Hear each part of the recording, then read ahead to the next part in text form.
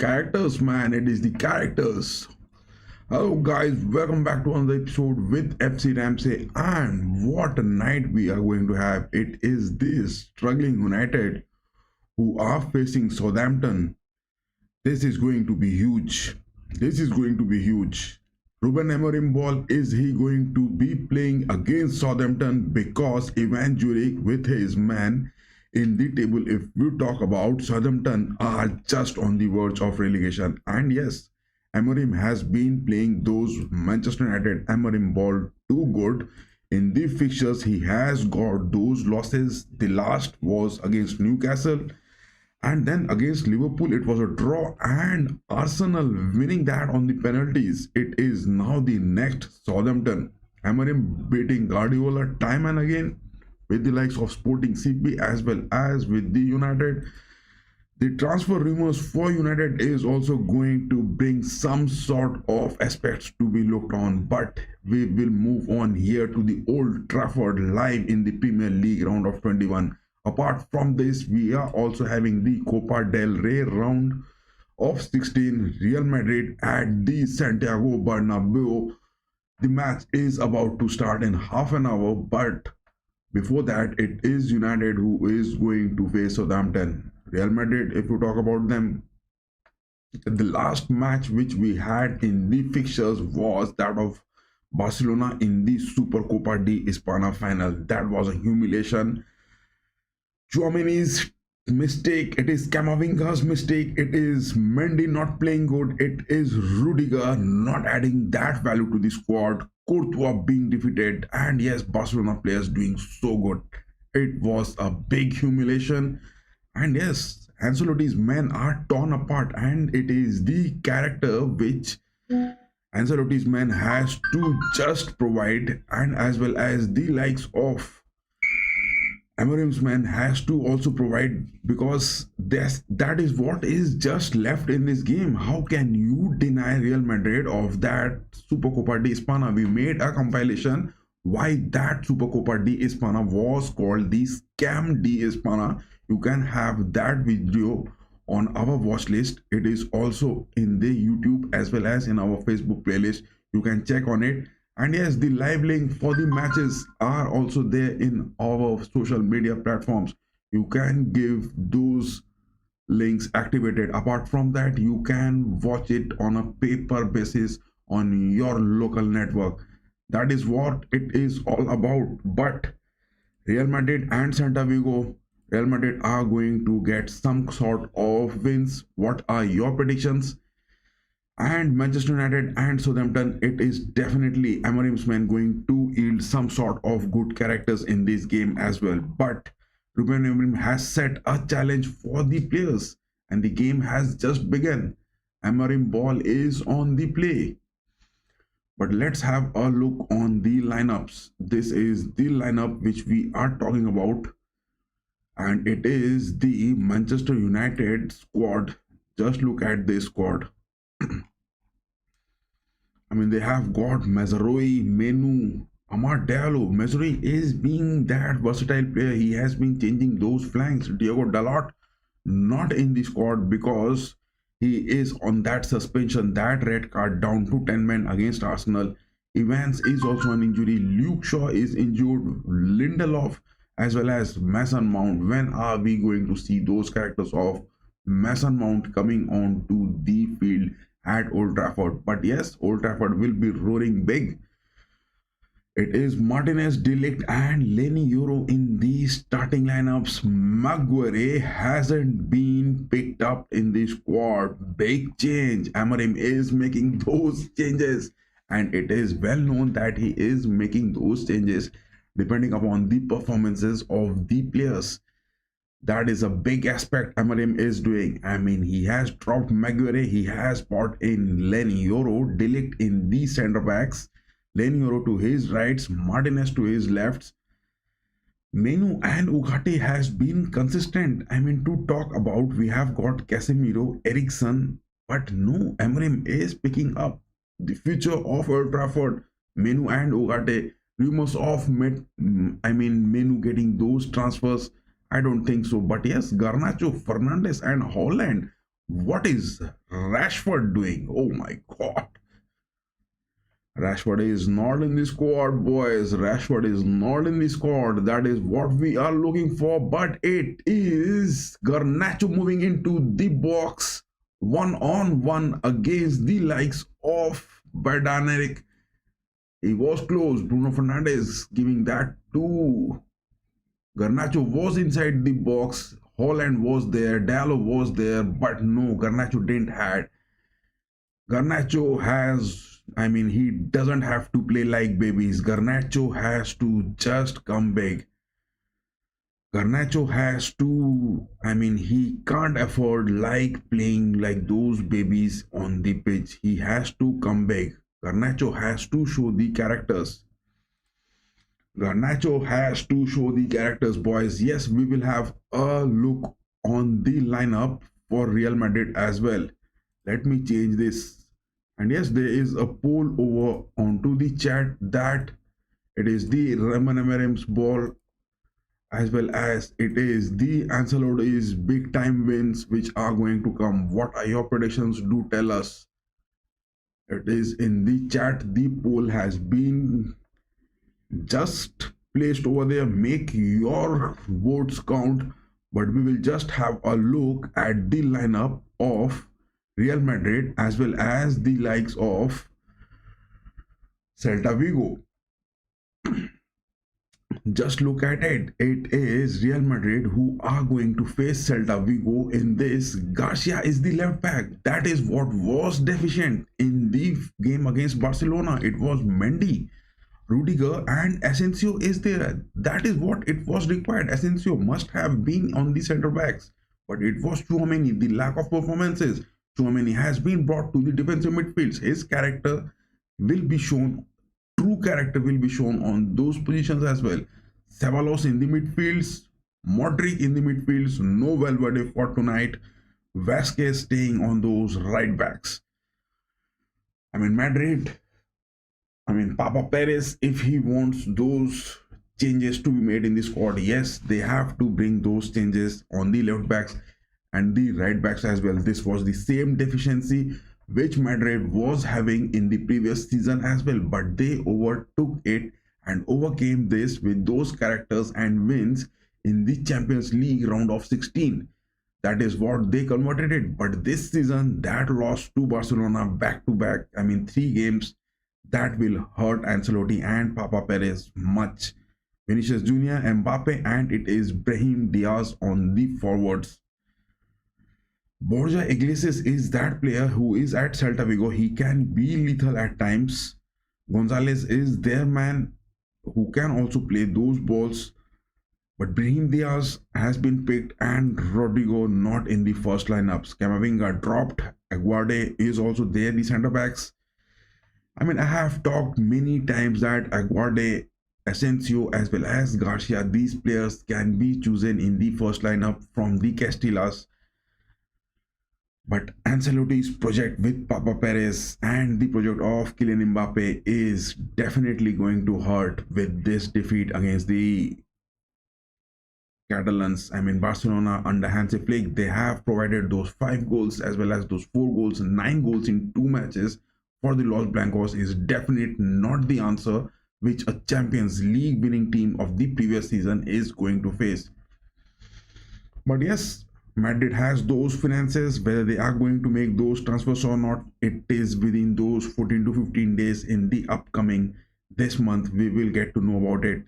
Endrick has got no major playtime in his bag. Jude Bellingham not in the squad for the first lineup. He is there on the substitutes. Valverde is not there. 2 major changes. Ceballos and Diaz in the squad with the likes of Garcia, Asensio being there. Papa Perez would definitely like to make it count big because in the table of the La Liga, it is Celta Vigo who is at the 12th spot. I mean, to be precise, Celta Vigo has just got those 7 wins out of those 19 games. Can Celta Vigo turn that table around for Madrid? Or it is those Real Madrid moments, which Ancelotti is going to clinch again what he did in the previous season in the Champions League knockouts. Will he gain those momentum? That is definitely watch. But here on the screen, it is Manchester United. Let us close these lineups. It was all about United versus Southampton, the lineup, and yes, Real Madrid and Celta Vigo going to have those tussle tonight. But for now, we are having a watch of the game between United and the likes of Southampton. United are building good, but Southampton are looking pressing at times. It is for United to bring up those moments. They have got those back to back two consolation, one a draw against Liverpool, and yes, it is the other one where they got the penalty wins in the FA Cup against the Gunners. Two major wins for Amorim. Lisandro Martinez is making some sort of tackles and it has yielded a free kick for Southampton near the defensive box of United.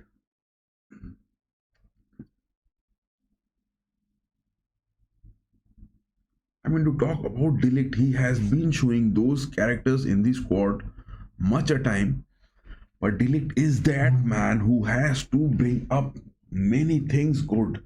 Delict has to bring up many things good. He has to be consistent beside Maguire.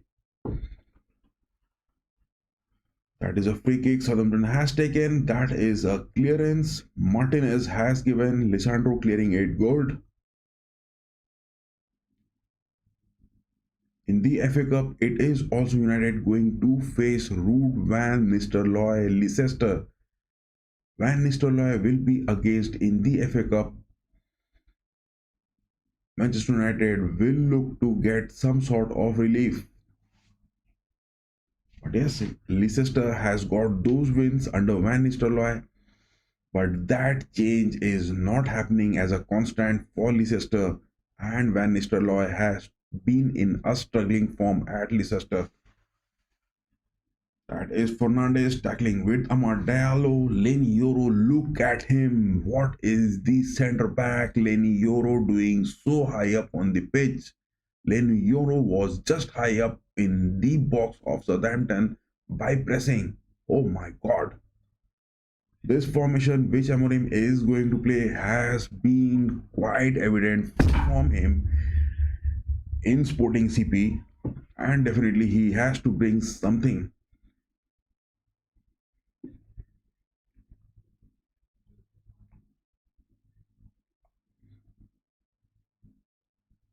Amar Diallo moving high up on the pitch, leaving some spaces, aiming for some counter from Southampton, but Mazzarri is there to block. It is 11 minutes on the watch. Man United and Southampton one on one. Ugarte moving with his pace, but back to Garnacho. Martinez back to Onana. Onana has got Lenny Yoro. Delict is staying high up. That is what is required in those three centre backs. Delict and Ugarte are playing those pivotal two centre backs in the midfields. Just look at their positioning. This is the way United is creating those spaces. This tactical approach of Ruben Amorim is just blowing my mind away. It is looking good. It is looking good. Garnacho high up on the pitch with Holland. But reinforcement are definitely the need of the hour. Reinforcement for United is definitely the need of the hour because in this formation they are going to. Oh my god, that is a save from Andre Onana. Andre Onana has saved something big. Andre Onana has saved something big. Let me have the highlights of that shot again. Andre Onana had a good save in this game. Oh my god. Oh my god. Southampton are looking coming into the box time and again in those 13 minutes of the gameplay on the watch. One of the centre backs which Emerim is playing is moving like those destroying moments on the mid pitch. It might create some of the opportunities, but yes, Southampton, do they have those clinical finishings? Just look at it. It is Delict now moving high up, passing to Menu, Ugarte, Yoro, Amadealo, Onana. Good, good, good. United is looking good in shape. United is looking good in shape. Wish Emerim was in this squad from the first of the season and yielded some of the glories for the Old Trafford.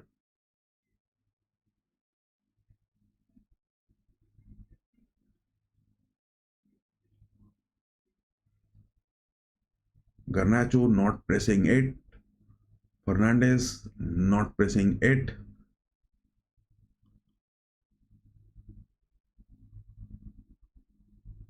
Southampton is that team who is on the verge of relegation and they are playing like this. They have to give their best to get some points counting in the table.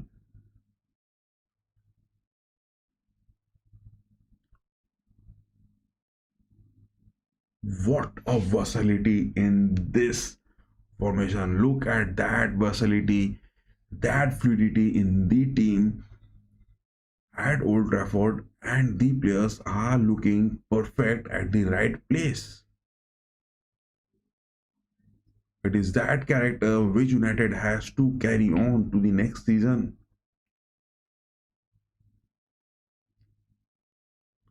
Martinez, Mazaroi, Poland. Those are the passes which we are talking about. Mazaroi playing on the left backs. I mean, he has been doing that much at the Bayern, but there is some sort of deficiencies which Mazaroi yields playing on the left backs because he is a right-footed player.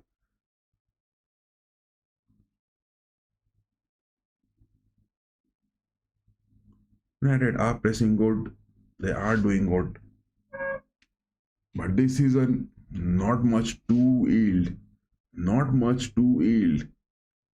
They have to just put the foot on the pedal and let the, oh my god, it was again Southampton getting it and getting a strike, and Onana gets that save, good to it. Onana gets that save, good to it. Look at that save from Andy Onana. Onana is saving that good, boys. Onana is saving that good, but that is Vladimir. I mean, in the previous game from United, in their squad, if we talk about Alte Bandir, that man, he has also shown that character for those wins. Bandir was that man against Arsenal. What a performance he had against Liverpool. He didn't play it, but that was 120 minutes against Arsenal. Bindy, the man, getting those good saves. He was that 12th man playing on the pitch. He was that 12th man playing on that pitch. It was Bindy really showing it so good. He was that 12th man playing on the pitch against Arsenal in the previous game. Bandit has really shown good character, and yes, at just 26 years of age, this Turkish man from Fenerbahce, can he give those clinical finishings? Can he get those definite, I mean, second goalkeeping positions, or Anona is being just dropped? What is in store? But still, in this game, up to the, how much is the time? It is 17 minutes on the watch. Southampton has got those two shots. Southampton has got those two shots. Two shots on target by Southampton in just 17 minutes, whereas just a single shot from United at Old Trafford. And suddenly, after those 7 minutes, United are looking deep down in their defensive aspects. They are allowing Southampton to come into their defensive half so that they can go for those fast wing counters. Mazaroi, Bruno Fernandes. Fernandes has been fouled. He is down to the pitch. Yes, the referee has called for it. Looking at John Brooks, the referee on pitch, can he make those difference? Some sort of differences which he can count on the pitch. Still 10 minutes to go. Los Blancos against Celta Vigo in the Copa del Rey. 10 minutes to go.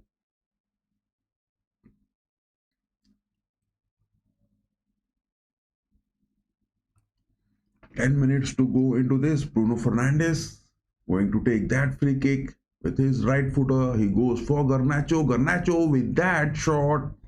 Baby like shot from Garnacho, man. Baby like shot. Garnacho just hits it. Look at that shot from Garnacho. I mean, what is that he was trying to hit? There was no curl to it. There was no lofted over pitching shot, just deep into the, just standard height where the ball was kept. How is he going to get those goals? For me, Garnacho, I don't know what to say about him, but at times he plays like babies.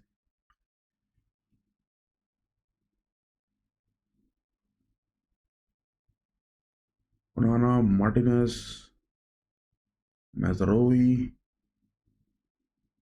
Holland, Bruno Fernandes. Holland is speeding away. Holland is inside the box.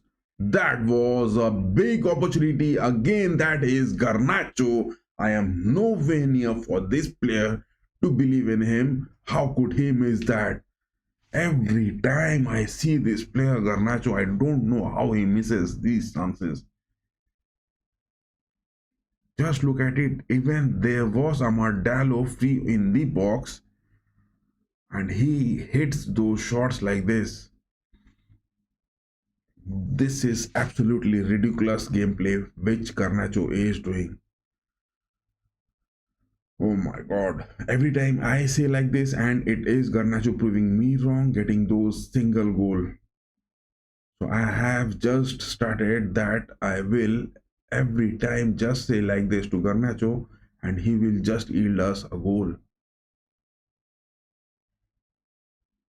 Mazraoui losing those tackles on the left backs. Mazraoui is losing those tackles on the left wing backs. He plays on the left backs, but to talk about him, he has to be much played on the right backs because he is a right-footed player. His turns as well as his agilities on the pitch on those left back positions is not that prominent what he does on those right back positions.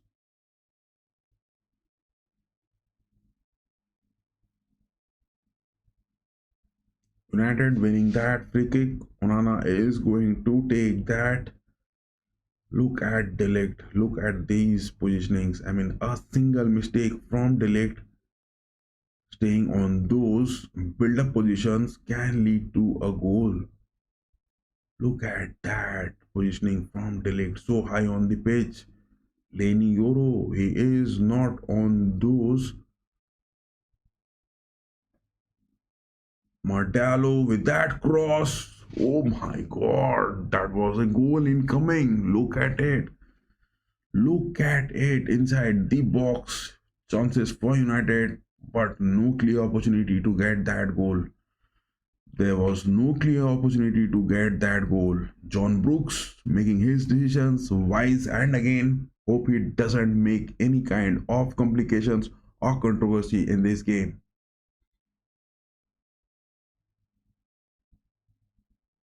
22 minutes up at Old Trafford, and yes, United hasn't yet scored. United hasn't yet scored. 22 minutes into the game, United hasn't yet scored. Amarim Ball looking bit defensive on this game. They are not going to just yield away cheaply. But conceding a goal could be critical because in this game United so far has got those 3 shots on goal compared to that of Southampton's 2. A big chance was there which Garnacho just nailed it so badly. Garnacho just faced that shot. I mean, he just hits it so bad. It was really not up to the mark from Garnacho.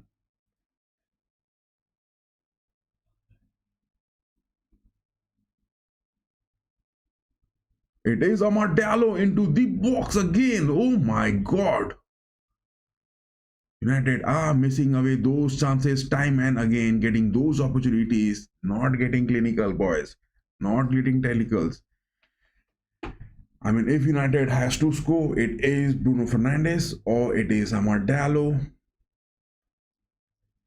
I mean, the regulars, it is. Look at that. Kobe Menu, what a good left footer pass that was inside the box. But yes, this wasn't that big chance which Garnacho missed. This wasn't that big chance which Garnacho missed. Still 5 minutes to go. Real Madrid against Celta Vigo.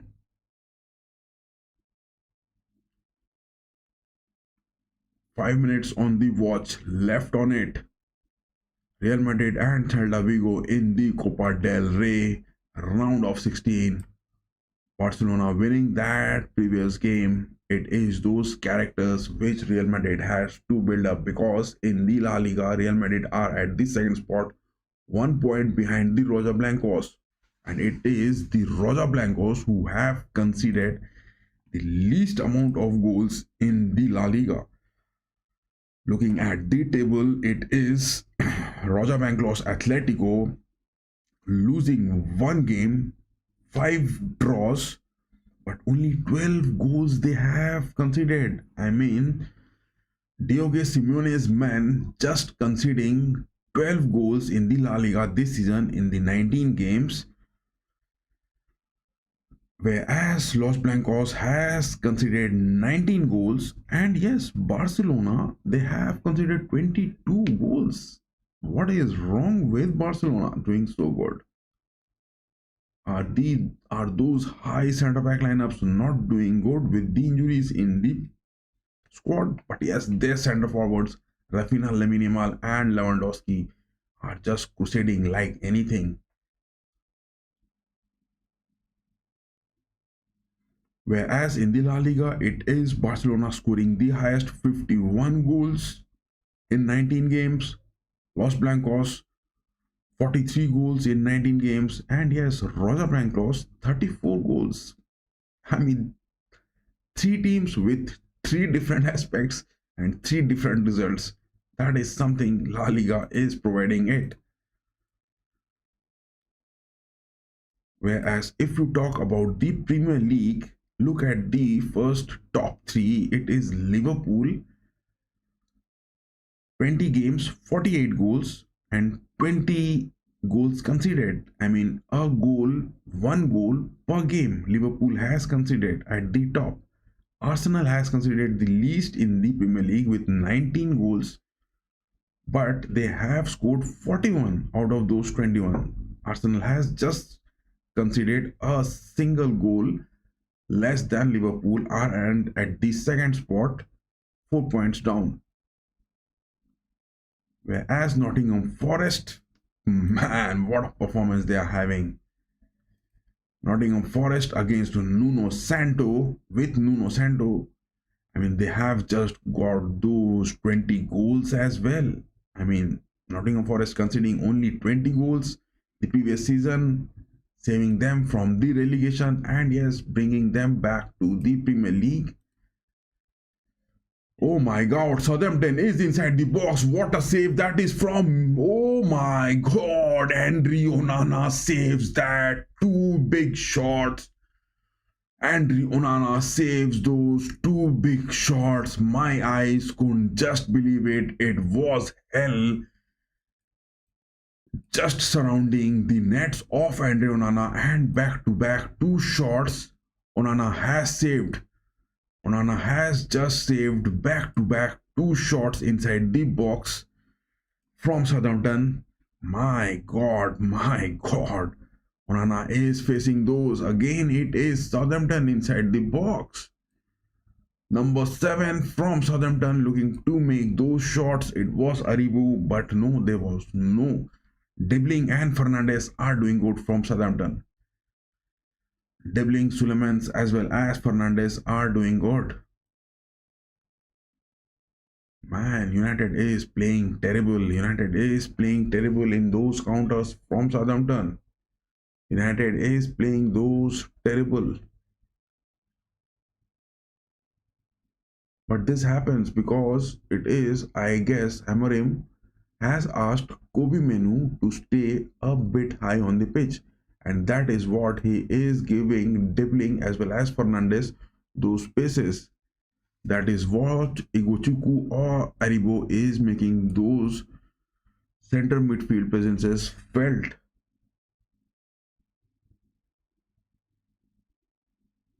But the story would have been different if Garnacho would have been scoring those big chances which he got. But it hasn't happened. It hasn't happened. It hasn't happened. United hasn't scored at Old Trafford in 29 minutes against Southampton. Will that be the big headline for tomorrow?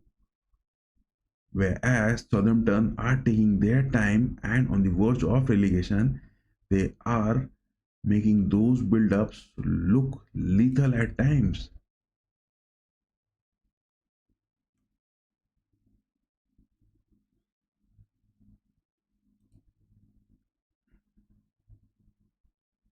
The scoreline is still 0-0 for both Southampton and United. It is just 30 minutes on the watching it, and now we will shift to that game of Real Madrid and Celta Vigo just to see how Madrid is going to perform in it. Oh my god, why this sound has just erupted.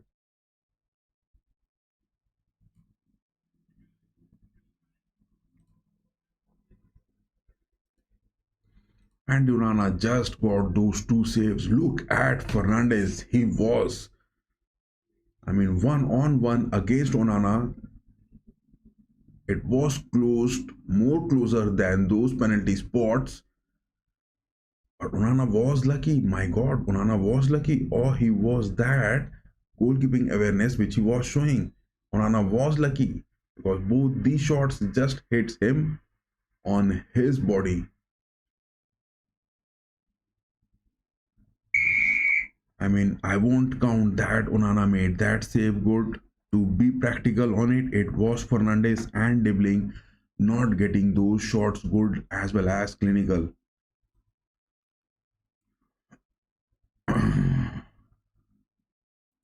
It is Kylian Mbappe. We have shifted to that Real Madrid and Celta Vigo. Borja Iglesias is that man. He can cause those damages. Borja Iglesias is that man. Modric, he has passed to Sabalos. That is some sort of passing which Modric will definitely come in this game against Celta Vigo.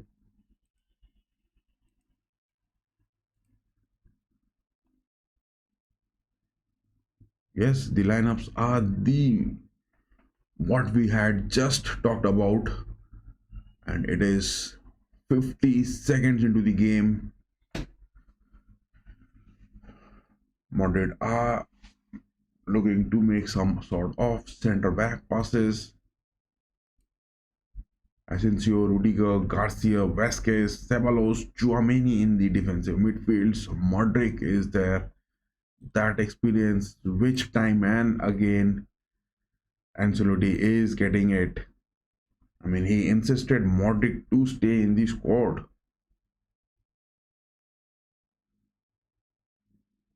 Asensio, He passes that. Look at that. Look at that. Garcia is making those runs fast in those just 1 minute of the gameplay.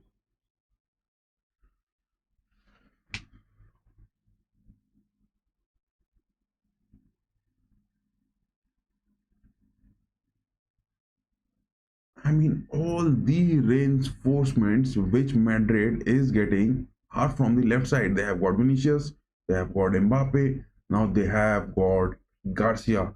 Look at that positioning from Garcia. Kylian giving that to Garcia. Ceballos, Modric, Brahim Diaz, Modric again. It is those right flanks.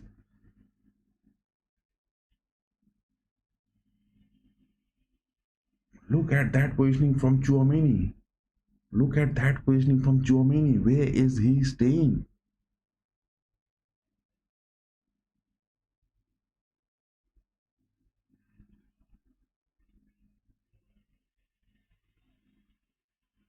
I mean, don't you guys think that Madrid in this formation looks a bit biased on their left side? I mean, it seems as if Madrid are going to play only from their left side at times. But when the opposition makes those counters from from their right parts, right wings, it is those midfield positions who have to just run so into the positions of the right midfields, and it just yields in those goals.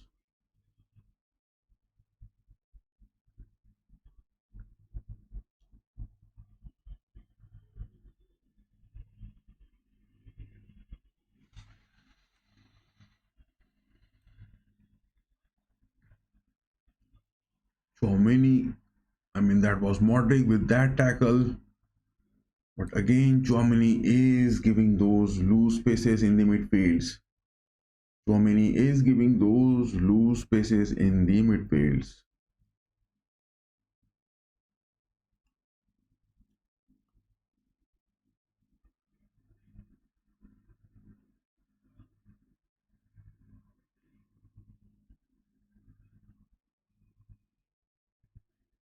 Lonin is there, and yes, Courtois not in the first squad. Changes. Ancelotti is under pressure. He has made those changes.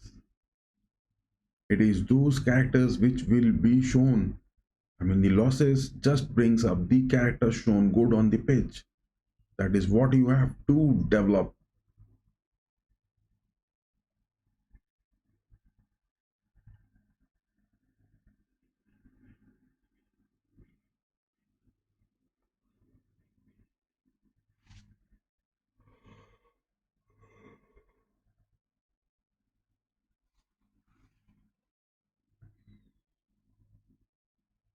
Corner incoming from Celta Vigo inside the box, but that is a good denial. Oh my god, that was close. Celta Vigo were close, but Asensio doing his job good.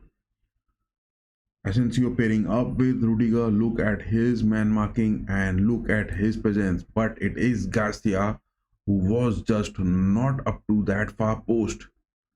It was Alex Garcia not up to that far post. That will be a worry from the sides of Alex Garcia because he is bit offensive at times. And look at that spirit. Alex Garcia, if you talk about him, Madrid won't need any new left backs if Alex Garcia is that player who is going to stay.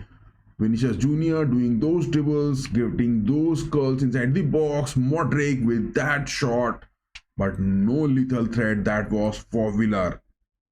Yes, we are talking about the likes of Garcia. This player, Francisco Garcia. If he is going to get those, good number counting in his bag, then Madrid doesn't need a new left back. whereas the appointment of a new centre back or the departure of Carvajal, it is those right backs which is creating those spaces.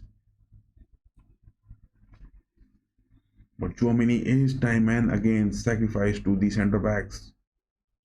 Will he be off after the winter transfers?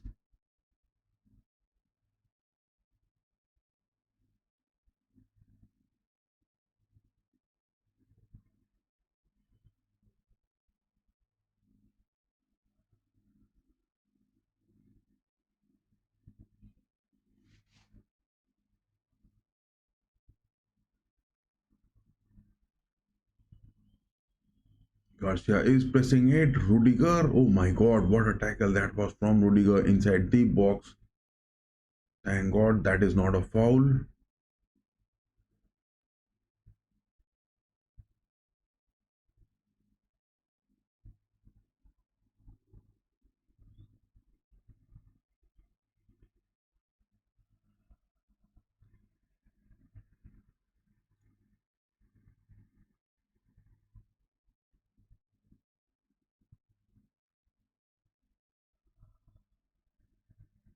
Celta Vigo are making the ball move with much ease on the pitch.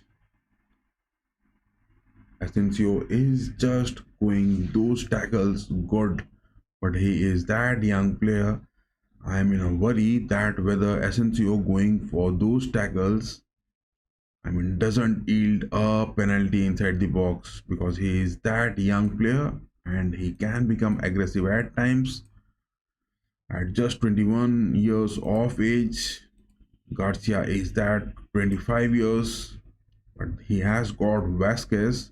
Vasquez is not going for those tackles, whereas Asensio is making those tackles. It can be a bit lethal. It can be a bit lethal. Asensio going for those tackles inside the box. It can be a bit lethal to bring up more into this game. That is what is happening. Look at that. Chouameni went so high up on the pitch. His form is looking disastrous again. What is that position which Chouameni is playing? Look at him.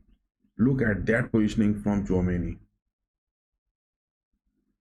He is not interested anymore, I guess, in playing at the Bernabeu.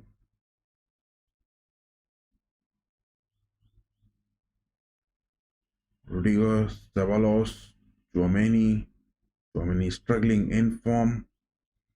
Modric, Kylian Mbappe. Kylian has got Vinicius, Garcia, Modric. So much support, but no one up high on those center forwards.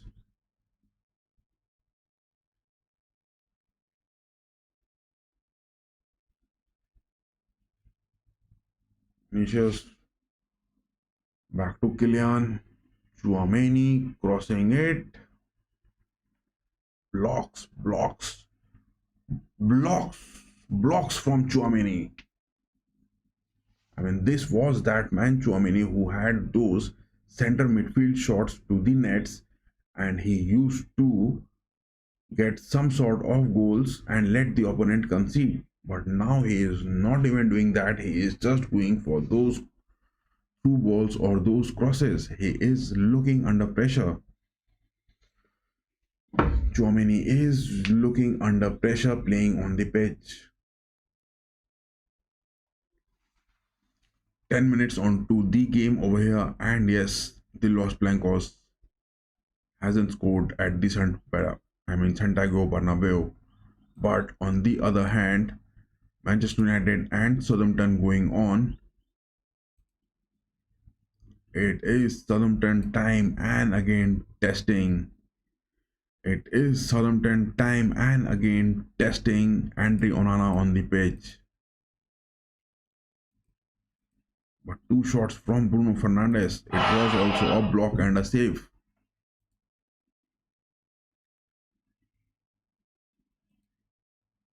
Oh my god, Southampton has scored. I told you guys. Southampton has scored. Oh my god. Southampton has scored. Can you just believe it? Can you guys just believe it? Southampton has just scored. Every time you are playing Garnacho, you are nowhere near to those scoring aspects, missing those big chances time and again. I mean, I don't know Ruben Amorim how he is trusting Garnacho on the pitch at times.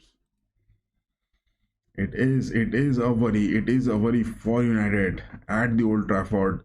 In the first half, they have considered. Damn, that was a own goal from Ugarte. Let us just have a look.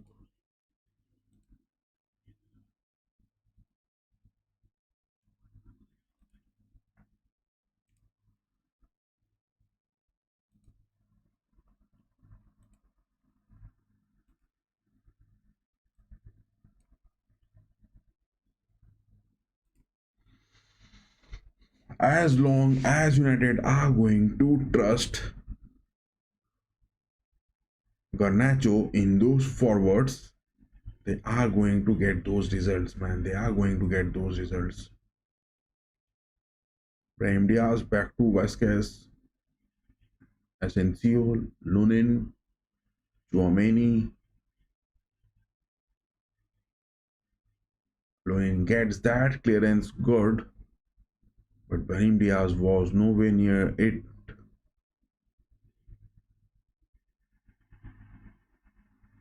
Look at those aggressive clearances from Asensio. Hope he doesn't get any sort of booking for it. That will be lethal, guys. The way Asensio is making those challenges, I mean, he is so young, 21 years of age. He is aggressive and he is getting those challenges inside the box. Hope he doesn't get any penalty converted for Celta Vigo.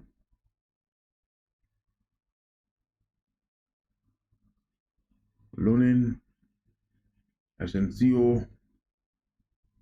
Asensio goes for Vinny Jr. No, it is for Kylian. Both of them are speeding bullets, running so high. Kylian, Vinny, Chouameni. This time he was into the woodwork. This time Chouameni hits that shot into the woodwork, but that was no worries because it was straight for Villa to get a deflection to it. But that was a rising shot. That was a power shot from Chouameni into the nets.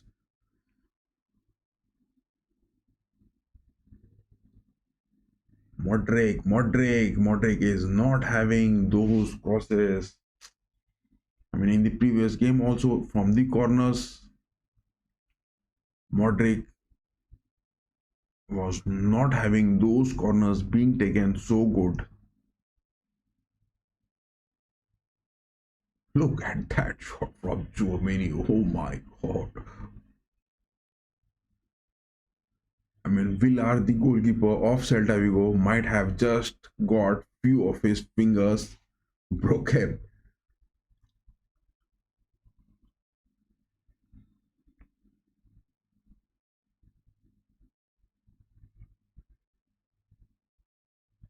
Damn, Vasquez misses it. The defensive aspects of Madrid are looking struggling at times. The defensive aspects of Madrid are looking struggling at times. All the reinforcements are in those attacks, and from the defensive aspects, Madrid is looking crumbling. Chouameni to Modric again. Where is the positioning of Chouameni time and again on the pitch? Look at him. I mean, look at him. Borja Iglesias is just man marking Chouameni so good. I mean, he is not allowing Modric or Ceballos to give those passes to Chouameni. And yes, Chouameni is not even trying hard to get those passes. He is playing subtle.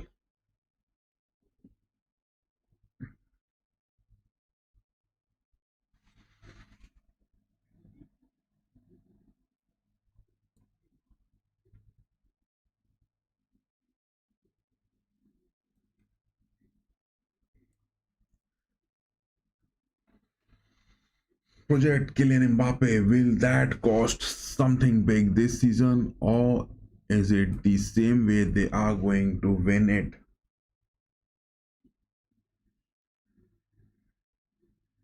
Money is the word talking, and yes, Real Madrid admins have posted that they have just arrived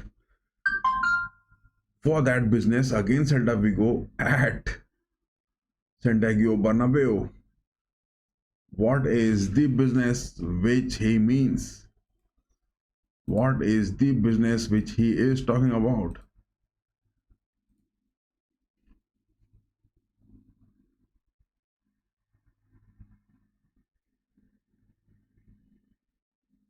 Playing this squad in the first lineup, Ancelotti needs that they want to get those new characters shown up in the squad for this season.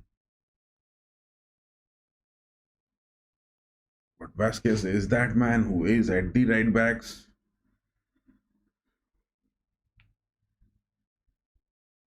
Vasquez moves high on the pitch.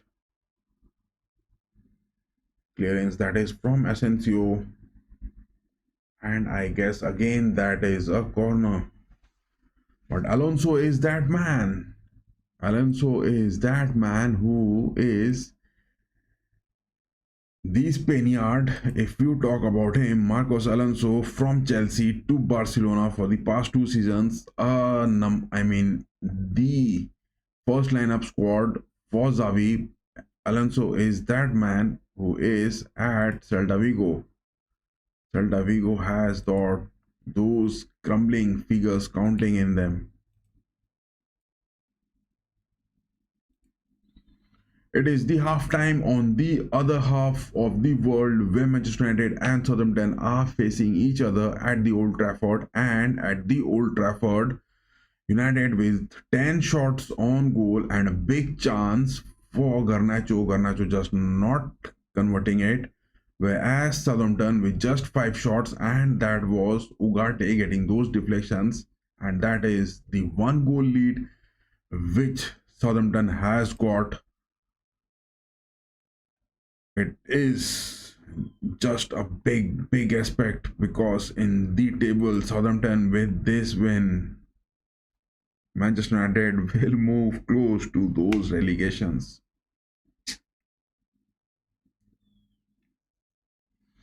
I told you guys, time and again, United are just taking things too lightly because it is not their defensive structure which is going good.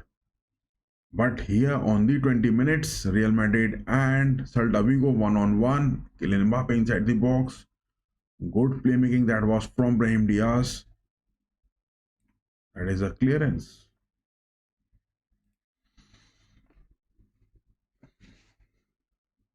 I mean, if you guys just want to have a discussion that what was the game which was played between the Los Blancos and the Catalans, the previous one, there are much detailed aspects to be talked about. It is not the fault of the Los Blancos defense.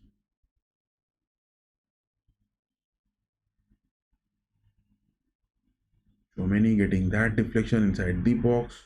The cross from Dibling.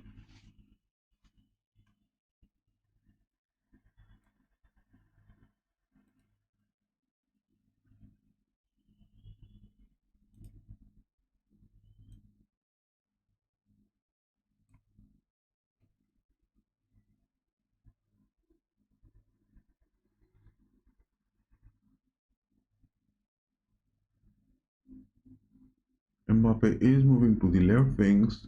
Vinicius Jr. is also staying so high close to him.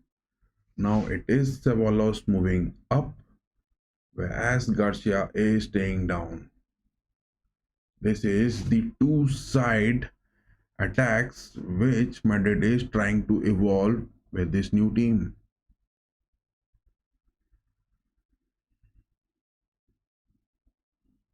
Look at that. Look at that. Where is Chouameni playing? Look at his center midfield, defensive midfield positions. Where is that position which Chouameni is playing?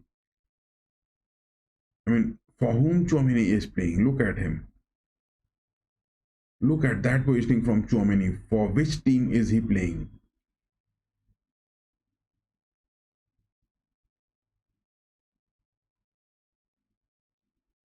That was a hard tackle for Modric. Hope he doesn't get any more injuries into the squad.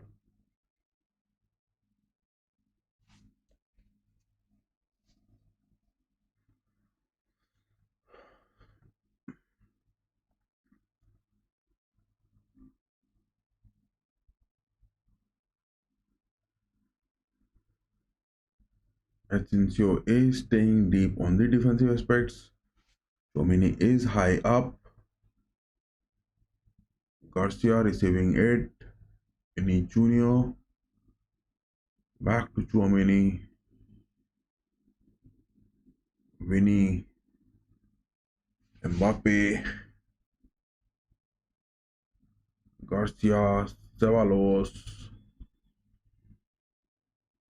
Chouameni. Mbappe. Passes going on. They are trying to create those spaces. But again, look at Chouameni, man. Why is Chouameni moving high up on the pitch? He is not even getting aggressive. He is not even looking on the mid pitch. Look at that positioning from Chouameni, man. I'm not being able to just tolerate that playmaking from Chouameni.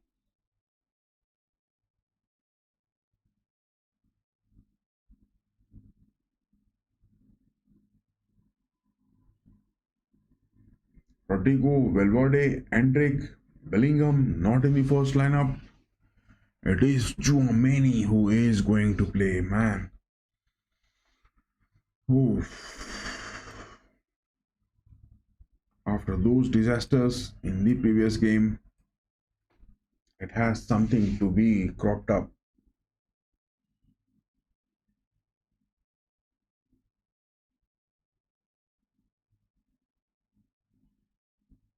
Vasquez to Modric, Modric to Rudiger, that is looking good. Asensio is staying down. That is what Real Madrid are just playing with those inverted forwards. Kylian Mbappe, but that first touch wasn't that good. Press, guys. Yes, you have to press. Vinicius is pressing. Ceballos, press it, bro.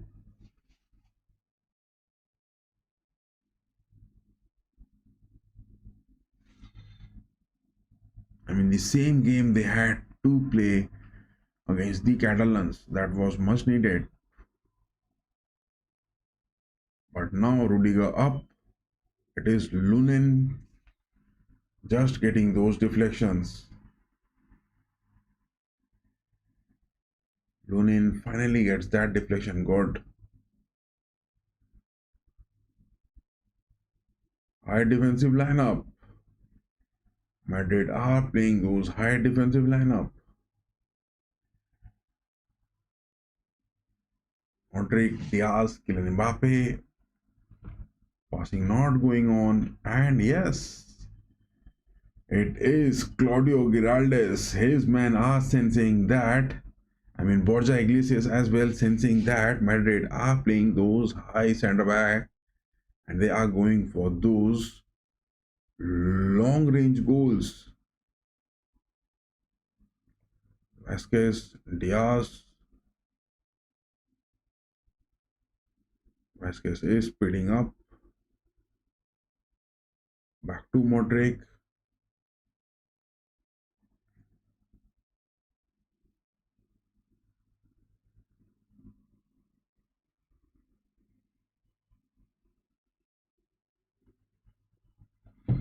Every time Garcia is moving high up, it is Chouameni covering up those defensive aspects. Look at that.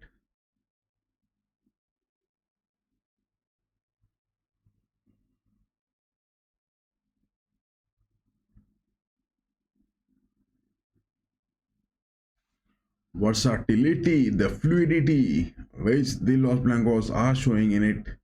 They are having those possessions, and yes, this will definitely yield a goal. The possession which they are having will definitely yield a goal. That is a good one. And so these men are doing those good work on the pitch. It is seen. It is seen. Their good work is seen on the pitch. I mean, playing those inverted 4-3-3, they are doing their job good.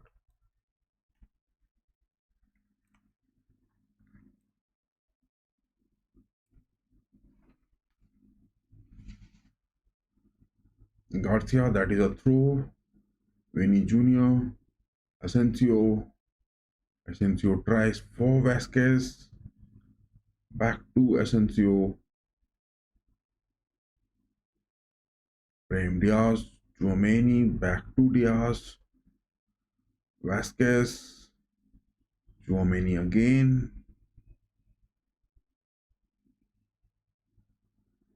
It is Vasquez who was just cutting it into the pitch, and that is a through ball into the box. Ceballos. Diaz trying to find some way to cut in from those right wings into the box, but Celta Vigo are looking so defensive. No, Rudiger is losing that patience. Boy, Rudiger is losing that patience. Rudiger is losing that patience. He is not keeping up with those patience and momentum.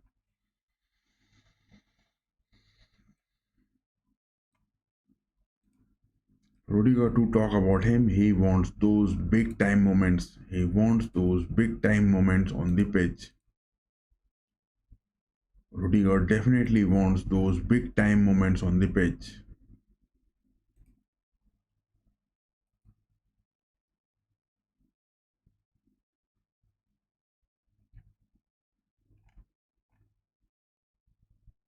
Still, there is the half time ongoing between United and Southampton.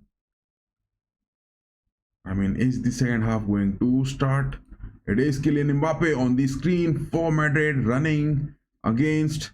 He tries to get a pass into the center of the box. Block is going on. You have to get those dribbles, boy. You have to get those dribbles. You have to got those numbers counting in the position, and yes, winning those dribbles is required.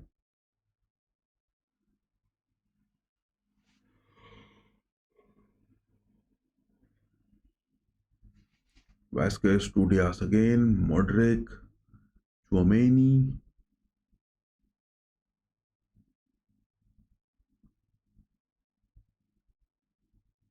I mean, is this the new version which Tchouaméni is trying to develop on the pitch? Vinny, Modric. Modric has got Vasquez. Vasquez to Diaz. Modric. Diaz is inside the nets. Oh my god, that was a shot. Brahim Diaz makes that shot, but it couldn't count for that goal to come against for Madrid. Garcia again. Garcia is coming aggressive. Garcia is coming aggressive at times.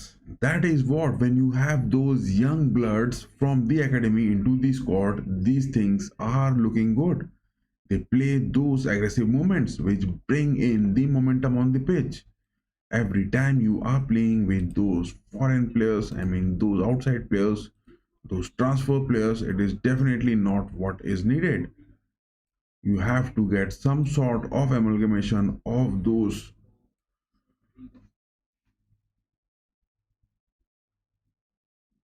academy players into the squad.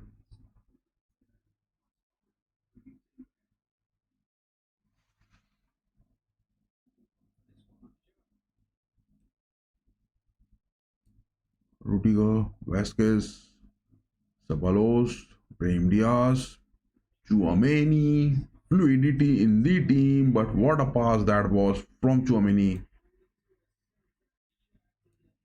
I mean, Tchouaméni, he is being drained to his best. Just look at it. Chouameni is sweating big time, but in most of the matches playing on the center backs, I have seen that player just not even getting those sweat on his face.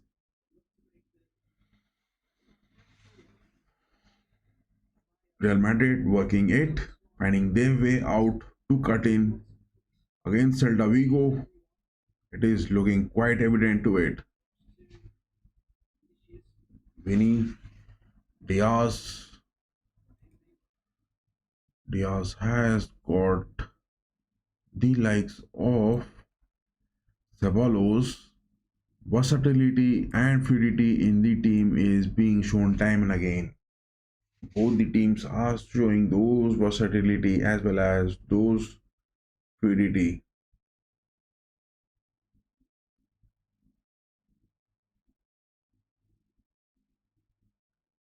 Oh my god, Celta Vigo getting those opportunities.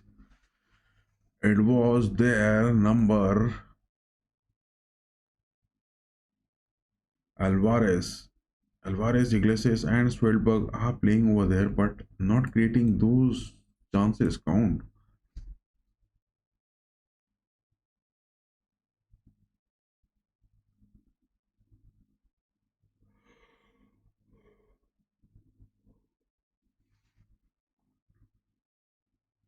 From the attacking positions where Kylian Mbappe as well as the likes of Vinicius are playing, every time whenever they move high up on the pitch, I have seen most of the Madrid players staying deep down in their own defensive aspects. These are the two players, I mean Vinicius and Kylian getting those opportunities.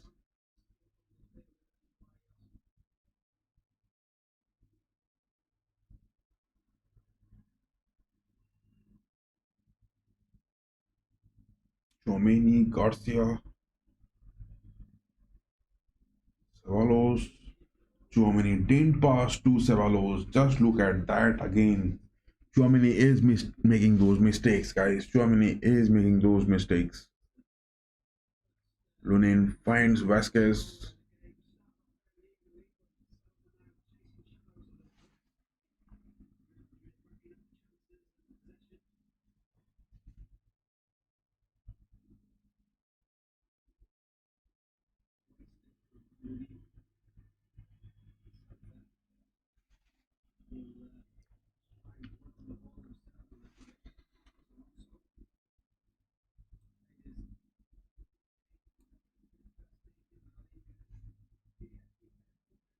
Ceballos is looking dried up. Ceballos is looking dried up. 35 minutes on the watch, and yes, Ceballos is looking dried up. Kylian, Vinicius, it is Kylian moving in. Get that shot, Kylian. Get that shot, Kylian. Block. It is a block. Starfelt just blocks that. The defensive Celta Vigo number 2 Starfelt just blocks that from Kylian.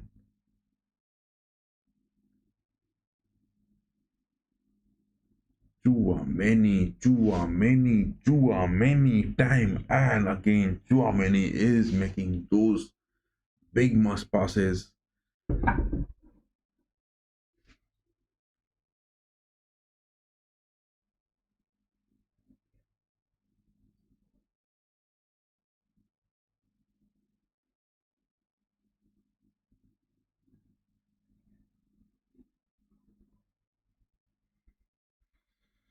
I mean, I could sense that Mbappe is looking back to his lethal form. I mean, the way he is moving up in the pitch at times, he is looking lethal. Chouameni winning that, but why is he not passing? And every time he is moving with the ball, so lone himself on the pitch, where is that passing when Chouameni is going to bring in? Borja Iglesias changes the flank over here. Garcia is the man. Garcia is defending it good.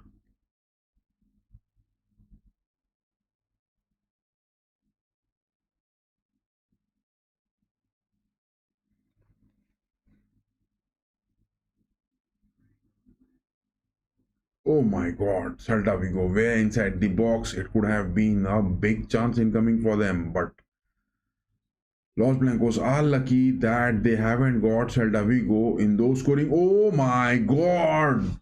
Oh my god! That is Lunin with that tackle. Is the referee going to give any kind of penalties? Man, that was a safe tackle. That was a safe tackle from Lunin, and finally, Madrid has just got some sort of ease. Kylian Mbappe, oh my god, I just told you, Kylian Mbappe is looking in his prime. Kylian Mbappe is looking in his prime. The first goal which he scored against Barcelona, and now it is again the first goal which Kylian has scored against Celta Vigo. Look at that, Kylian is racing it. That is what is required. Miseries, miseries, miseries. Killian is looking back in those lethal forms. I mean, if you talk about those three comeback wins in the World Cup from Kylian Mbappe, I could see that Kylian Mbappe is also regaining that old lost form. That run, Kylian Mbappe taking it to his left wings, he denied Vinicius. He was just moving in, which he loves the most with that dribble. It was just the goalkeeper and the first post. And what a master class performance. Man, he is so clinical, so edgy, so much of perfect touch to it, and Villar was nowhere near to save it. It was just beside his ears, the ball has passed it. But yes, Lunin with that tackle, the players are having some sort of word to it, but I don't think that tackle was enough to get Celta Vigo any kind of penalties. Kylian Mbappe is regaining his form time and again for the past two games, scoring those first goals. He is building up, looking good, but from the defensive aspects, it is again Chouameni and Rudiger. They both are looking to press aggressive. They are looking to press aggressive.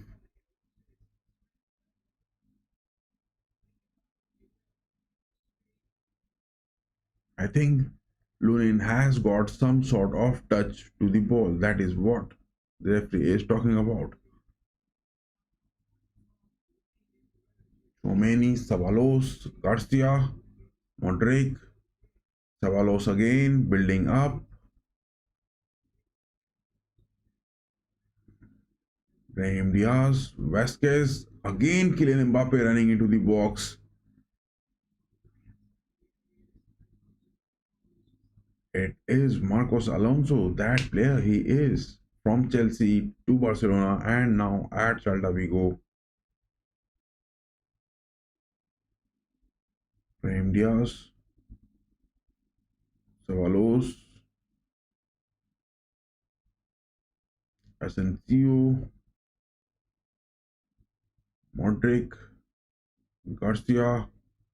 Look at that, look at that. Modric is just covering those wide area of the pitch. Modric is just covering those wide areas of the pitch. Garcia winning it on the left wings to Vinicius. Vinicius on the edge going for those crosses. No, he is not. Dribbling, sticking feet.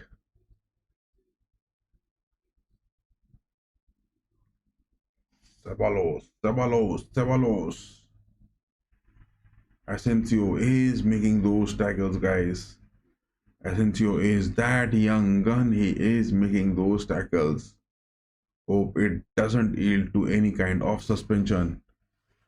Hope it doesn't yield to any kind of suspension. Los Blancos have to be careful. They have to be careful in this game.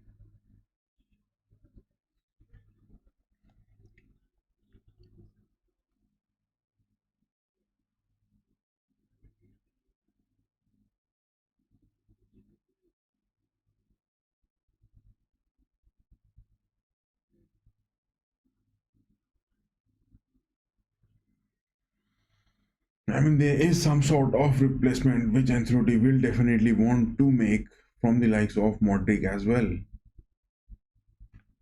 I mean, how long are you going to rely on Modric with his age counting as the days are just going on?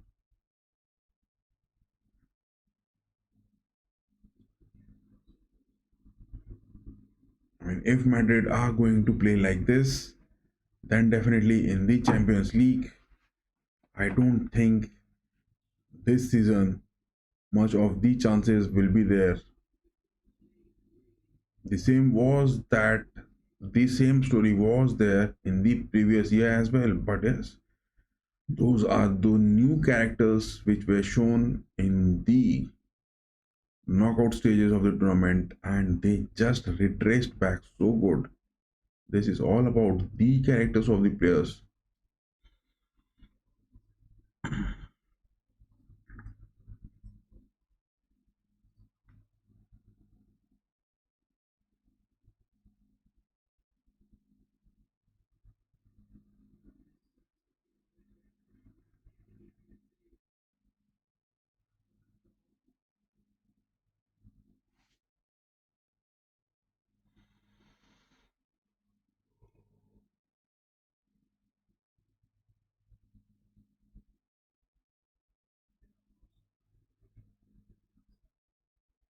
42 minutes onto the watch, and now Celta Vigo are just looking, making some sort of consolation. But can they get close to some chances to get close to Lunin?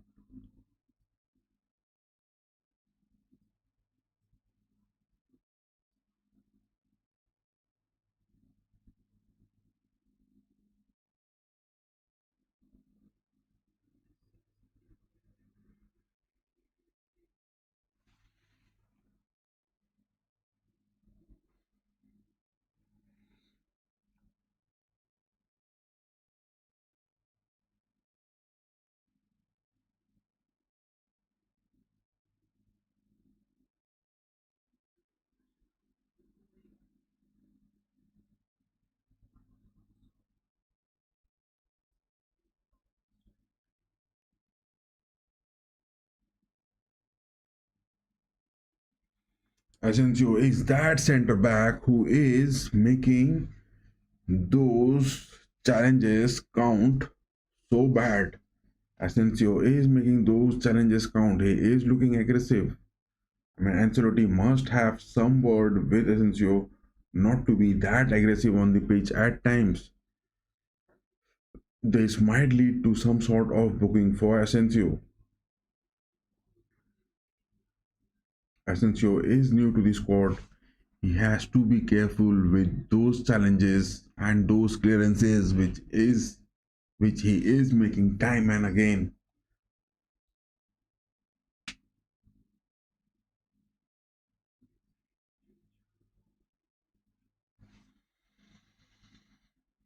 Vinny Jr. retracing it back to Asensio, Ceballos, Vasquez, Vinny again, Kylian. Kylian was there one on one against Starfelt. Starfelt is that physical presence on the pitch.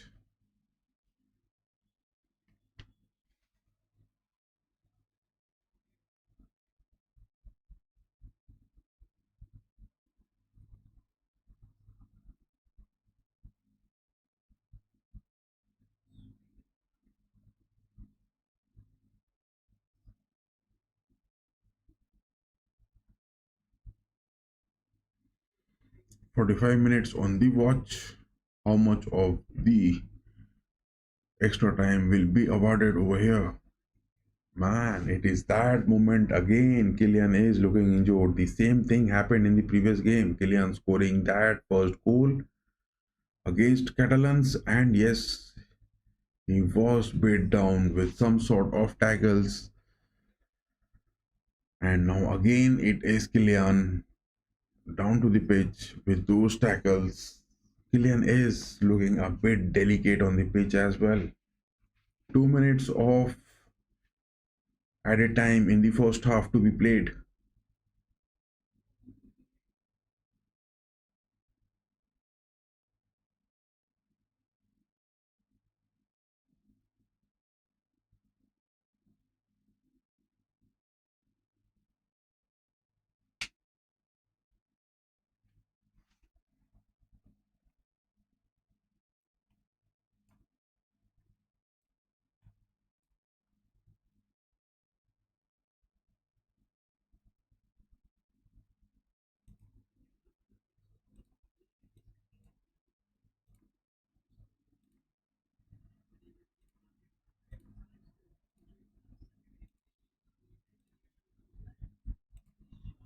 Damn, Manchester United and Southampton are still one up.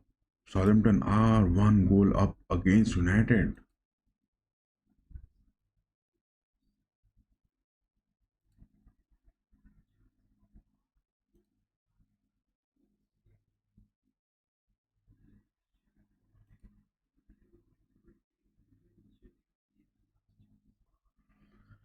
I think now it will be the first half which is going to come to an end over here.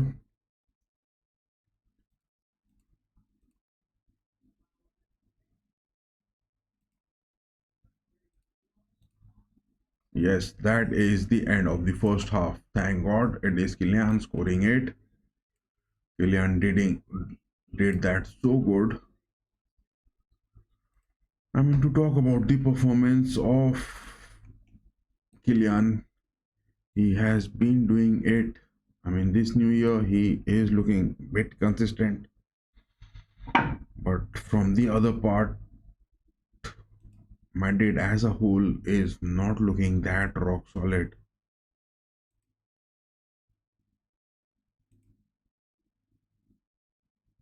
It has a total of 4 shots which Madrid has taken against Celta Vigo at the Estadio Bernabeu.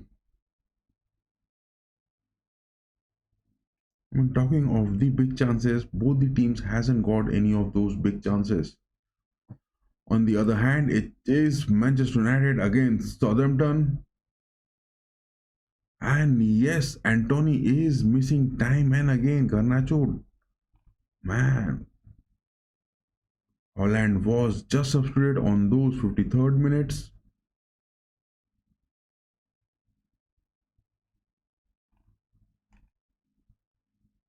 Zirze coming in.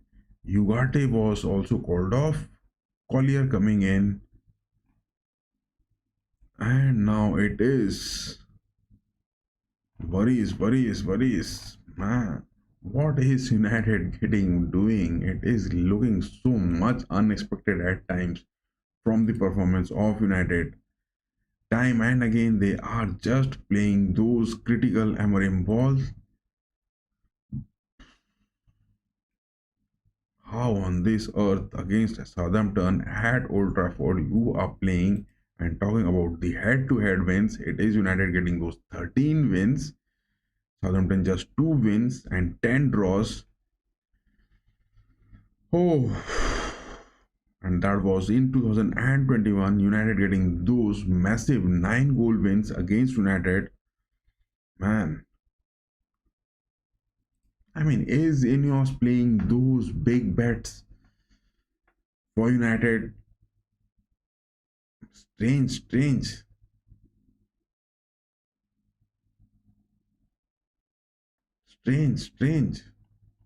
Strange things happening for strange Manchester United in this season and as well as in the Copa del Rey, Real Madrid and Celta Vigo.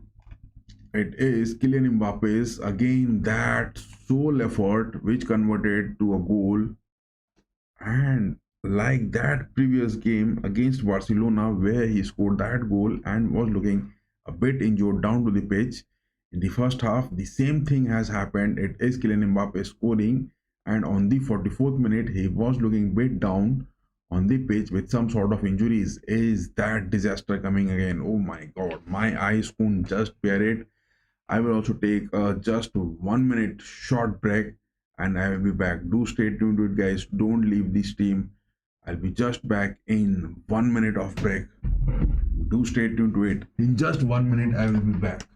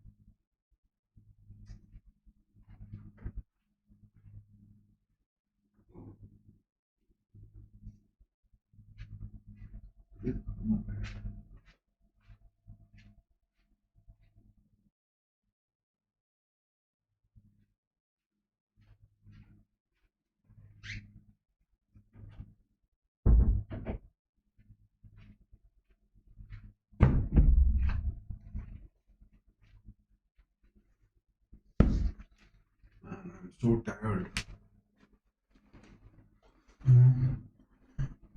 We are again back on the second half with a short break, and that Kylian Mbappe's Mysterio goal in that first half again, like that which he scored against the Catalans. It is again they have. Kylian Mbappe has scored, but on the other hand, if we look, it is United suffering against Southampton, one goal down at Old Trafford.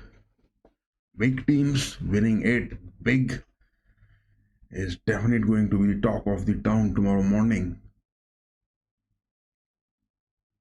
And yes, for United, it is again the likes of the players. If you talk about it, is Anthony, Zigze, and Collier making their presence in the second half. The substitutions for Ruben Amorim and why he opted for Garnacho and still he is persisting with him. Ugarte has been just called off to the bench. Menu has been called. It is all the attacks which Amorim has reinforced.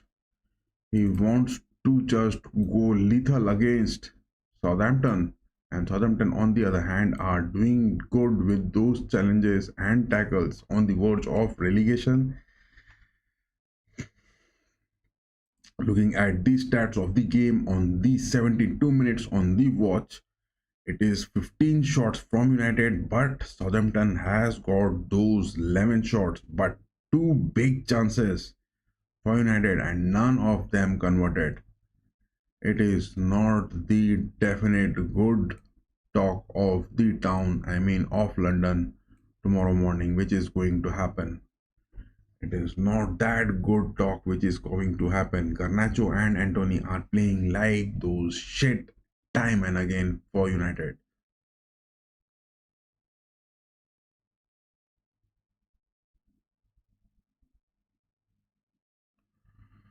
Amorim has brought in all those reinforcements. He has got everything in the squad. Talking about his attacks, he has dropped in Kobe Menu as well as Ugarte from the squad and has brought in Collier as well as Zigze.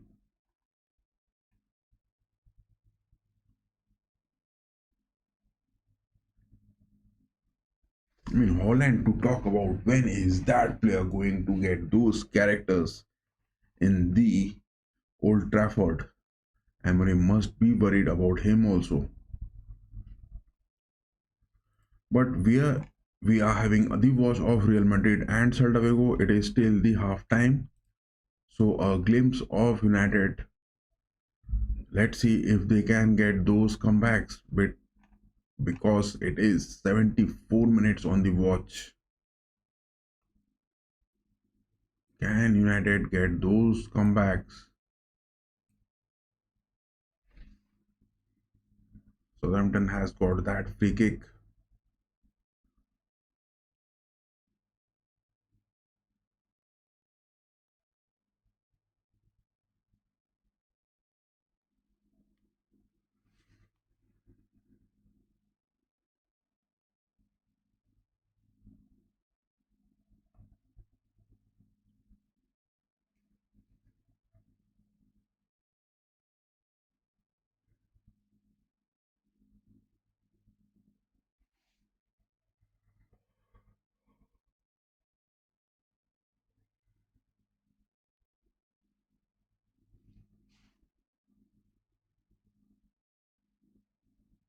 Every time Amorim's men, I mean, I won't say that they are Amorim's men, I would say that United getting those pleasant results with those big teams, and yes, they drop those points. They are looking dropping points against Southampton at Old Trafford. This is just a big headache and a big pain for the fans. It is a big pain, big headache for the fans.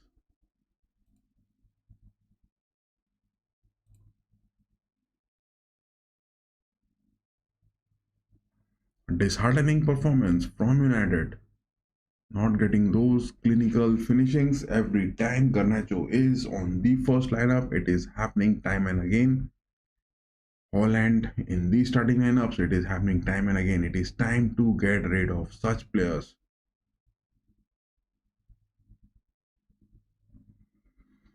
Anthony is not even having that playtime in his bag.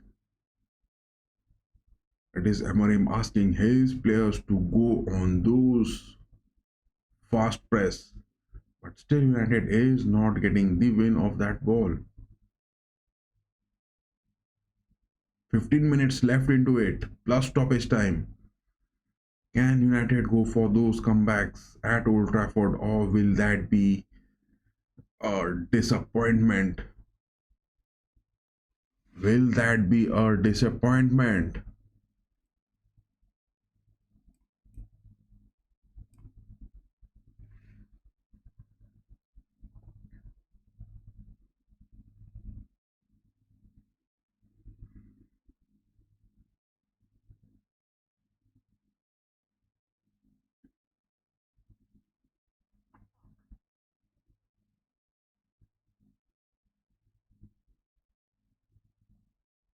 Martinez and De Ligt are just passing away the ball like anything. It is Collier adding that to Onana, Martinez, Mazrui, Garnacho. Look at that. Damn, I am looking at back to those Real Madrid and Celta Vigo. I can't bear that loss United are going to face at Old Madrid. I mean, at Old Trafford. And they've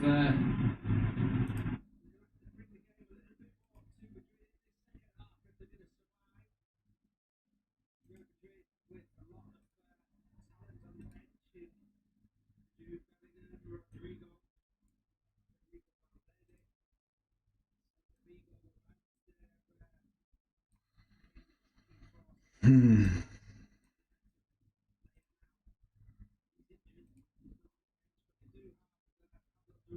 78 minutes into the watch, I mean, nearing to those 80 minutes, 10 minutes of the second half, as well as the stoppage time left for United and Southampton.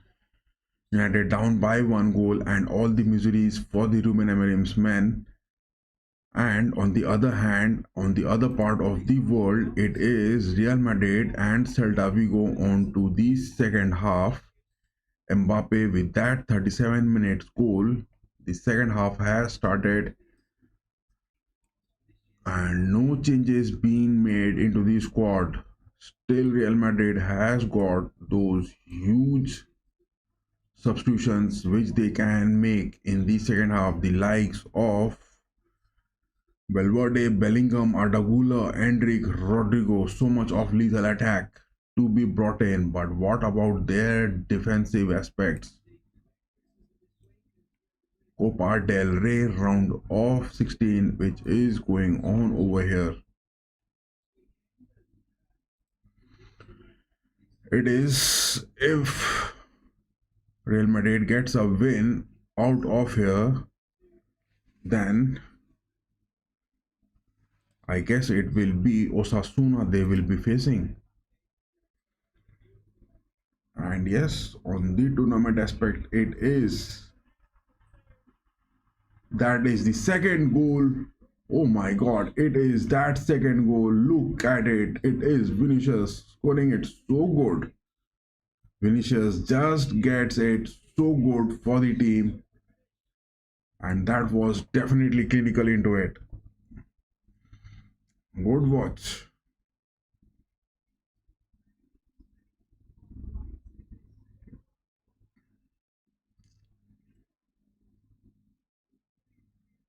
It was a sole effort.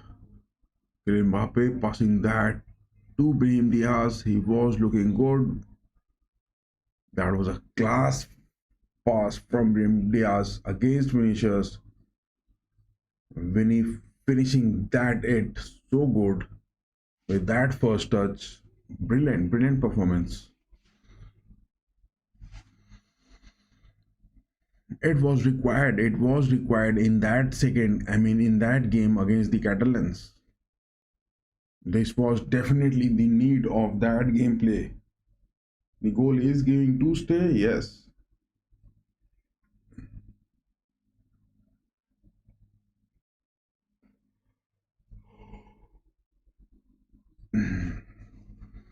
Two goals lead, goal one. Vinicius as well as Mbappe scoring it. Bring more attack, guys. Bring more attack. When you have got those lethal attacks, you have got those transfers, bring those movements inside the pitch. Modric with that shot, no denied. He was trying for those double touch movements. Oh my god. Look at that. Chouameni tackle. Chouameni is again going for those tackles. It is looking lethal. Hope he doesn't get any kind of booking to it.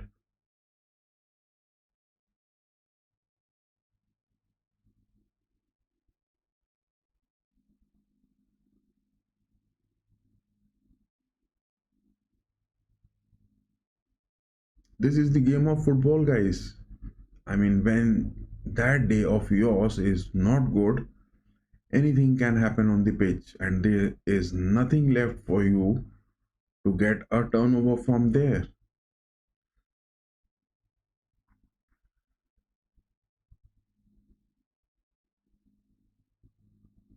Modric to Ceballos, Garcia, Rudiger,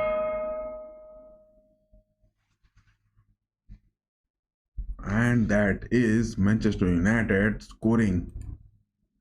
And that is United scoring. Oh my god, United has just level scores against Southampton at their home. With all the attacks which Amorim has brought in into the game. And look at it, it is Amad Diallo again scoring. I mean, that man is just scoring it time and again and saving United. That is what is happening. Whereas the likes of Garnacho, Holland, and Tony, everyone not giving their best, and they have been just failing it so bad. And it is Amad Diallo every time on the rescue coming up. He is doing it. But United has to get. Oh my god, it was Brahim Diaz inside the box. Vinicius pressing it. Press, guys. Real Madrid has to definitely press. You have got those lethal attacks. Why the hell are you just going for those build-ups? Just press and go for those vast counters.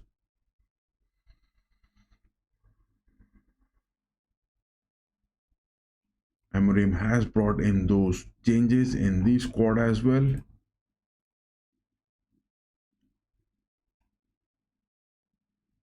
Maguire brought in, Ericsson brought in, Mesri and Leniero called to the bench.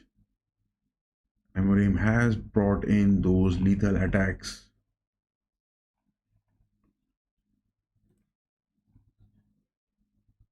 But how long Amorim's men United will survive from those strikes of Amad Diallo or Bruno Fernandes? When are the likes of Garnacho? When is Antony? When is Holland? When are these players going to score? I mean, are they the strikers?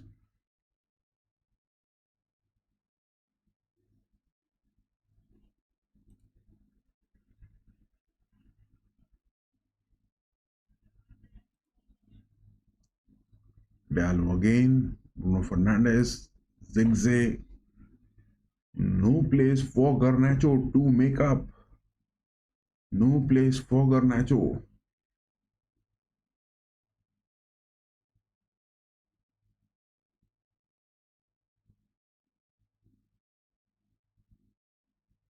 Maguire, Martinez.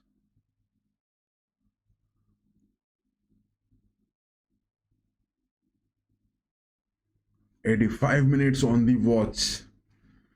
85 minutes on the watch, and yes, 5 minutes of stoppage time. 5 minutes of the game play left in this half plus stoppage time. Amorim is looking bit frustrated for that second goal. Amorim is looking bit frustrated for that second goal.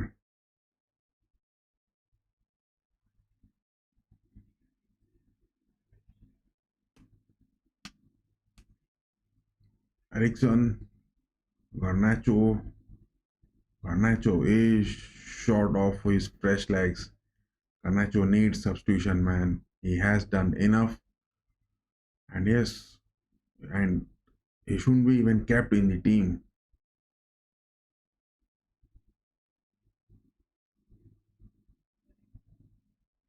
Maguire, Delict, Diallo, back to Maguire.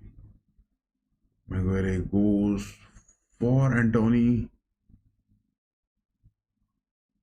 Anthony is not having those moves. Anthony is not having those moves on the pitch.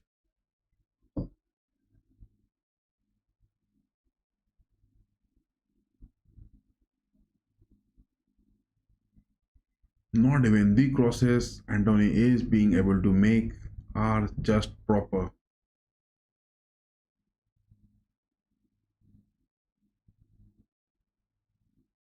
Ericsson, some sort of missed passes are happening, but Delict recovers it good.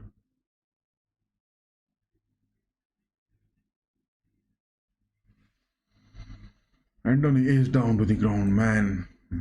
Amorim has to get rid of Garnacho and Tony as well as Holland from the squad. Holland is that young player. These players are not just showing anything on the pitch.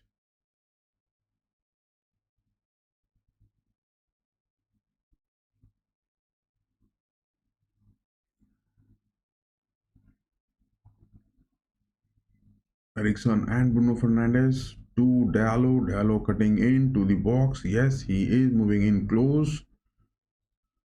That is a corner, I guess. That is a corner for United. No, that isn't.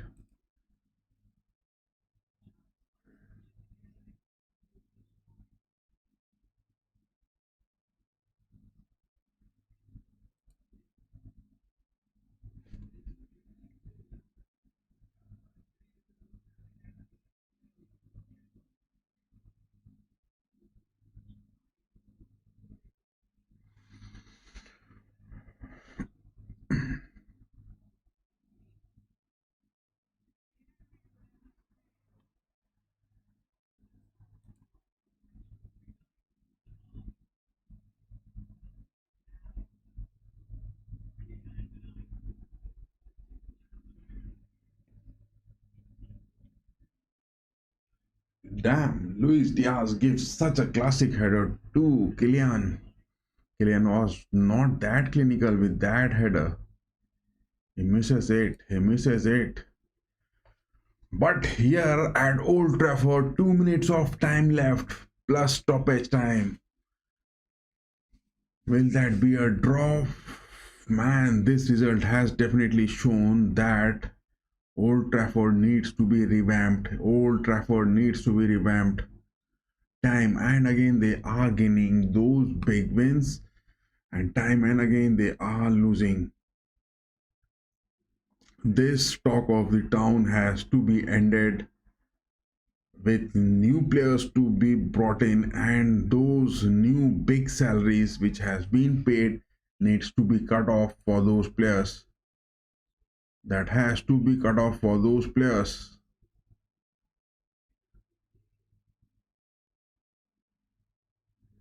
On the other hand, Celta Vigo is just looking on miseries against Real Madrid. Ericsson, Amad Diallo, oh my god, Amad Diallo has scored that second goal. This man is rescuing Manchester United so big. He is that new character. United's new glory man on the pitch at Old Trafford. Ericsson with that lofted pass. Just look at that. Amar Diallo has just got those touches so clinical. My God, a sigh of relief for Emerim as well as the Old Trafford. Amar Diallo giving it back to back for their team. This is the big talk of the town. It is a comeback goal from Amar Diallo. Back to back two goals. He just passed it to Ericsson. What a move he made, and that touch was clinical. Amar Diallo was clinical with that touch. Just his left foot. Oh my God, that was even a touch. That was Ramsdale getting a touch to it as well. But that wasn't enough to get much of deflection. And yes, this second goal stands for United and a sigh of relief for Amorim. Thank God United has scored their second goals. Man, miseries were incoming, but Amar Diallo saving it big time. And this time with the assist of Ericsson. 5 minutes of stoppage time left over here.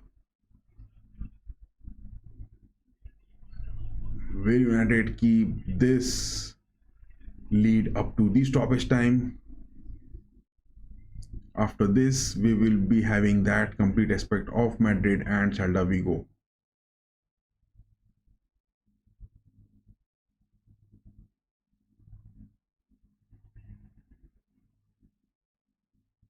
Collier gets that clearance good, but at the cost of a corner.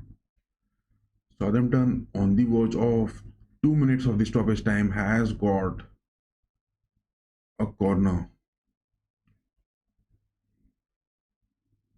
Scoreline for Real Madrid as well as the likes of Celta Vigo is still 2-0. No worries for Madrid. But here United has got a corner. They have got a corner. Hope they don't concede late in the stoppage time. Man, that was a header, but no worries for Menu. I mean, no worries for Onana.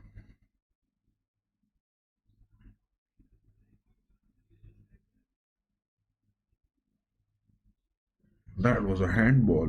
That was a same side handball.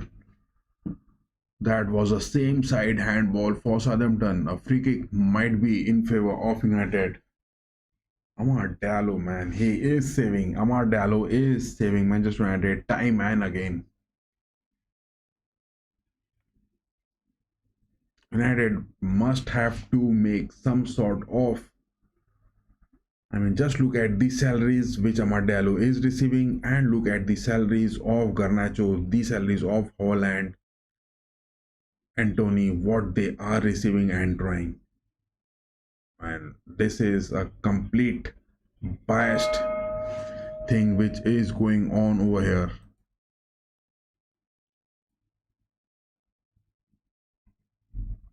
What was that goal for? It is Amar Diallo again. That is a hat trick. Oh my God. Amar Diallo has scored that hat trick. When was the last time any United player has scored a hat trick? And it is Amar Diallo scoring those hat tricks. This game is up and it has just been sealed single-handedly by Amar Diallo. He has just done it so good. Amar Diallo's getting those hat tricks. I mean, a new character build-up is going on. Good one. Amar Diallo getting those hat tricks and United winning it big is going to be that huge aspect. We will now just close this game. Amar Diallo, what a press that was. And it was his sole effort into it, scoring that goal. It was his sole effort into it, scoring that goal. What a way to celebrate it. What a way to celebrate it. I mean, they have done it against Southampton. This game was just looking lurking and slacking. some sort of clinical finishings were absent from Garnacho, from Holland. I mean, they were doing miserably in the first half, as well as the likes of Antony. Joshua Zirkzee had his presence in the second half, but yes, they were not getting those clinical finishings. It is Amar Diallo getting those big hat tricks into this game, but it is against Southampton, the team which is under relegation this season. 95 minutes are up, and yes, the referee on pitch is going to blow the whistle. And someone please ask John Brooks to blow the whistle and end this game. Or is it Amar Diallo going to score that fourth goal? He is on the right wings, speeding up.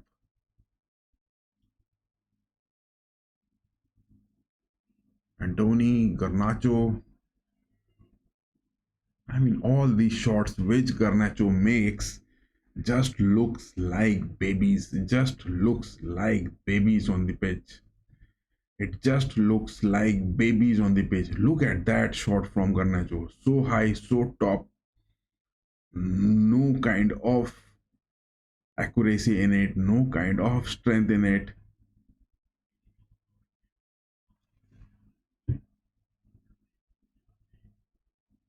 And yes, the referee has blown the whistle. It is Old Trafford rolling with the 3 goals of Amar Diallo, and that is a comeback win for Ruben Amorim's men. Good character being shown in the new squad, and hope Amorim's men get it big into it. But yes, we will now switch on to the Real Madrid and Celta Vigo game, the Copa del Rey. Hope all our predictions are going good. Hope all our predictions are going good.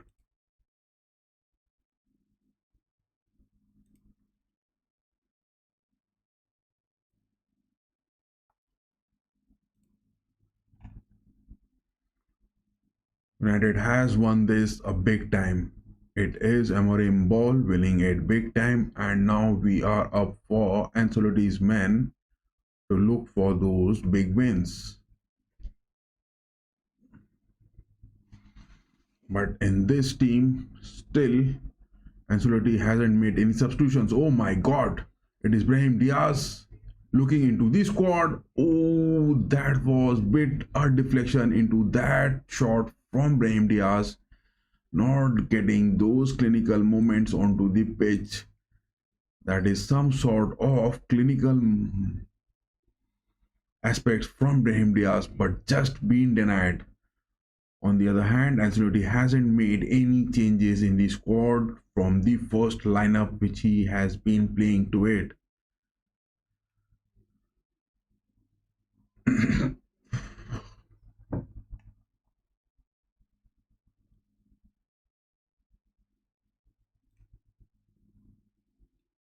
66 minutes on the watch. Modric takes that corner to Kylian.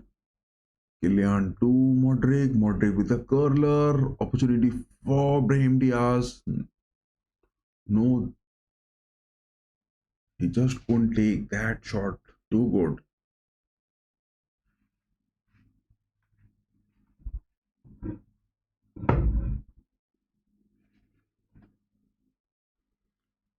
Can Mbappe score that second goal? Celta Vigo, on the other hand, are making constant changes in their lineup in the second half, and this will be their exit from the Copa del Rey round of 16 against the mighty Los Blancos.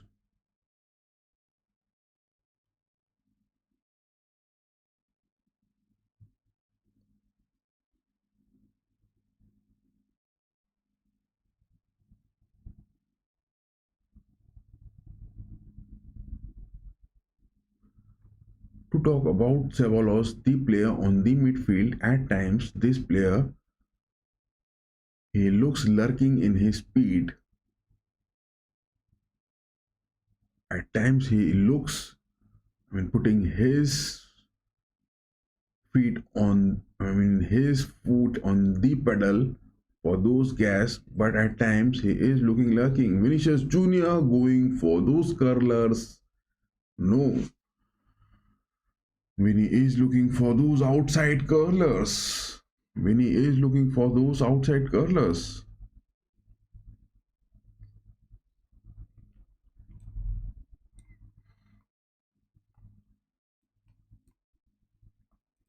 It is good, man. It is good.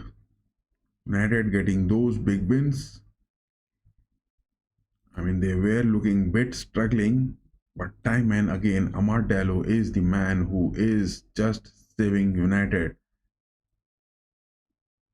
and this time with a hat trick. What is in store for Celta Vigo against Madrid? The new watch out over.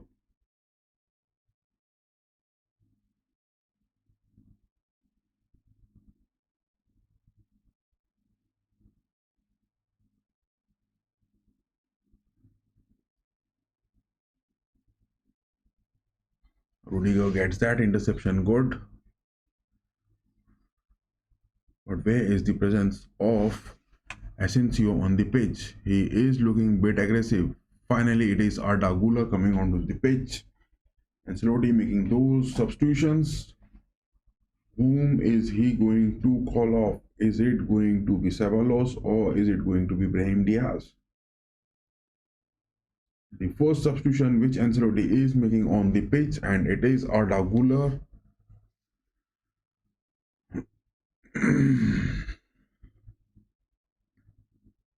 Man, what a shot! Celta Vigo gets that shot, but Lunin saves it so good. Andre Lunin saves that too good.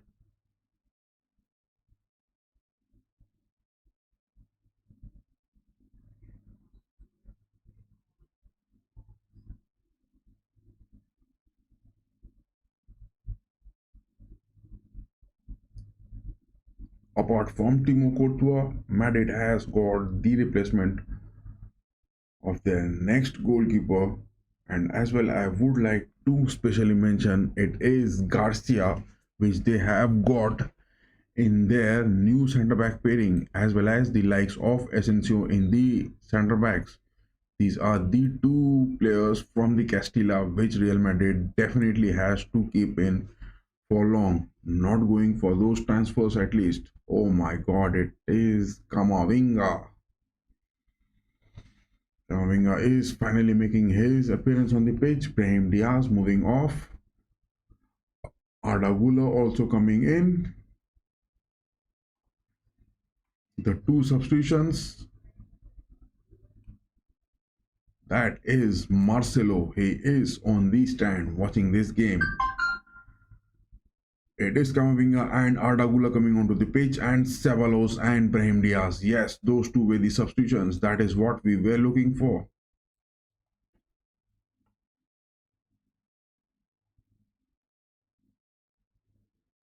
But hope Hendrik also gets those chances. I mean, Hendrik is that kid who can make those chances count.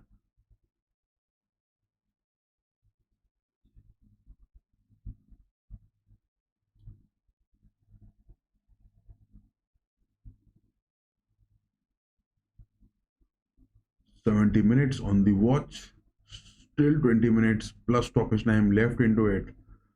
How many more goals Madrid are going to score? How many more goals are Madrid going to score? The watch party for Manchester United fans, which has just started at the different social media platforms. You can join over here. The links are given in our social media platforms. You can just witness those watch parties. That is definitely worth watching for.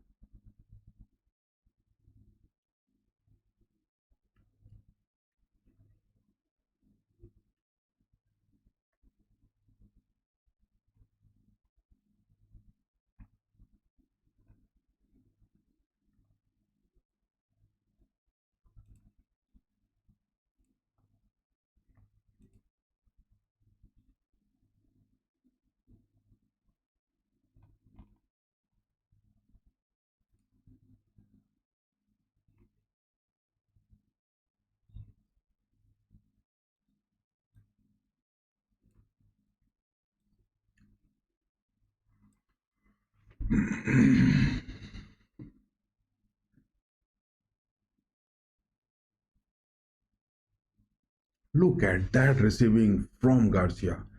This new left back from the Castillas to the Los Blancos. I mean, this player, Garcia, how much you praise about him, he is just everything as a complete package on the left backs.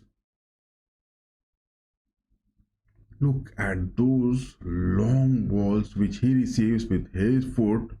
So good. Oh my god, that was some opportunity. Lunin not getting that good control of the ball. It was some opportunity, but no. I think that was offside as well. I think that was a bit offside as well onto it. Lunin would have just considered hadn't been that good in those tackles.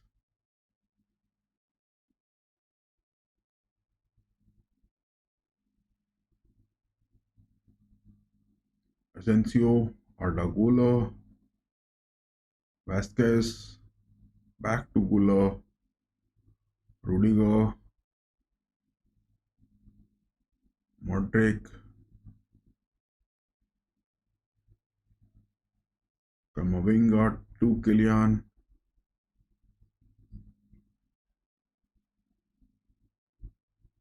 I mean, Kamavinga, Kylian, Chouameni, they are having those French connection in the squad.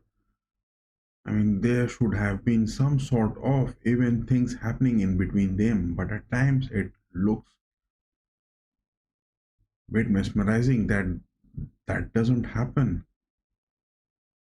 That is a block to Vinny Jr. and yes, it will be a foul. No cards being showed. And Celta Vigo are time and again making those changes. Oh my god, look at those two players so young to the squad. Carrera is moving off to the pitch as well as Franco. Borja Iglesias on his way out. I mean, look at that player, Fer Lopez. He is so young into the squad. 20 years of age, Fer Lopez from the Celta Vigo B team, making his third appearance on the pitch. He has got those two goals as well. Oh my god. Fer Lopez at Celta Vigo. 3 goals, I mean 3 games, 2 goals. That is a super sub which Claudio Giraldes has just made into the team. Claudio Giraldes has made that super sub moment on the pitch. And it is the likes of Fer Lopez, number 28, 20 years of age onto the pitch, 3 games for Celta Vigo and 2 goals really add something more to it. Asensio. But where is that late run from Vasquez? From the right backs, Madrid still lacking, but they are still 2 goals up. But from those right backs aspect, Madrid is still lacking.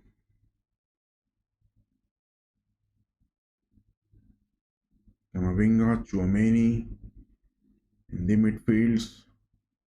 Mbappe receiving it good. Will he find Vinny? Yes, he has found Vinny. No. Back to Mbappe from Vinny. Arda Vinicius Jr. This is that goal. And it is Arda but Vinicius Jr. this time not going for that first shot.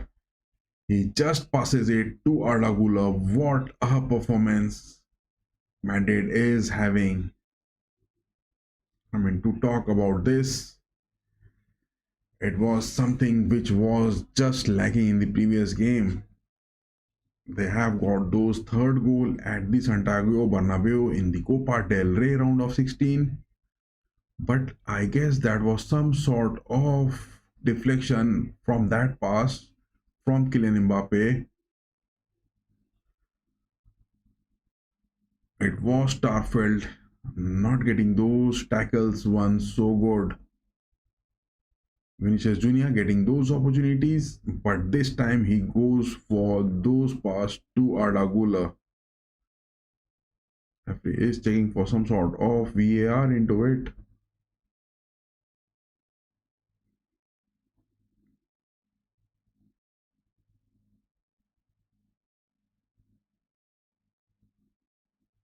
What is this referee pointing to?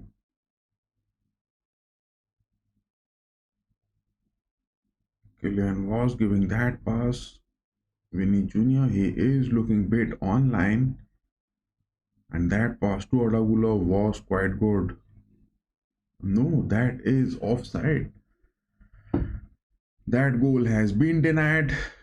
The third goal, and now it is finally the legend and Mysterio Modric, the Croatian, the most experienced man staying at Madrid, is just called on to the sidelines. Ancelotti having a good hug with him, and it is Valverde coming onto the pitch. Kylian is also making his move. Now it is that Brazilian Samba kid, Endrick. Just look at Endrick. He is making his appearances. Time and again he has been seen making his appearances, but his mark, he even scored on his debut game for Madrid, but his performances are not being evaluated that critical. Ancelotti still feels that Endrick is that new kid in the block who needs more time to just have those playtime in his bag.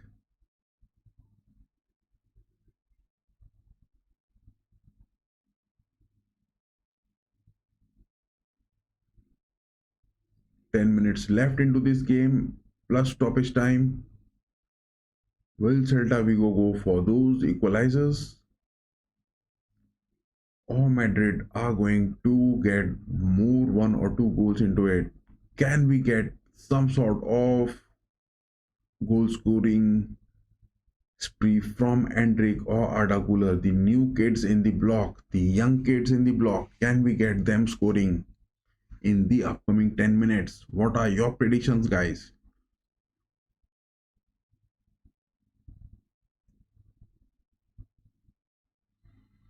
Rudiger getting that deflection good, but again, look at Chouamini and Camavinga, man. Look at Chouamini and Camavinga.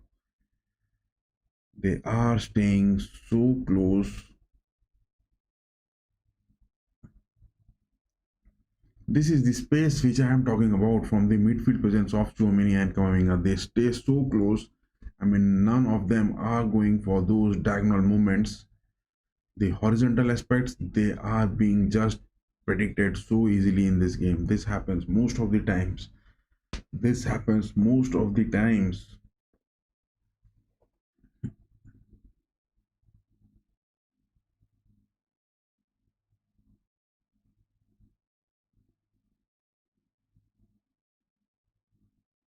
Business is incoming.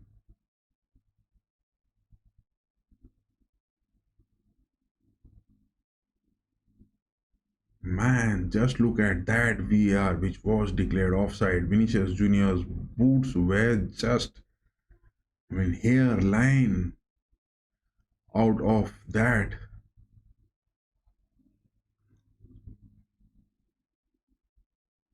Defensively, Madrid are just doing so horrible again. Defensively, Madrid are doing horrible again. Looking at the positioning where Chouameni is staying, he is not getting that much aligned to the team, as well as Camavinga. Both of them, just look at their presence. They are staying so horizontal to each other. It will create so many passes in the midfields. Both Camavinga and Chouameni, just look at their positioning. They are looking so deep in those defensive aspects.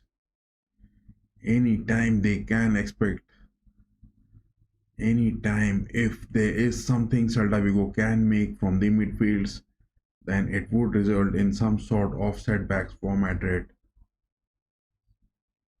This game is not looking good in shape. Lunin, back to Rudiger, Camavinga. My God, look at that.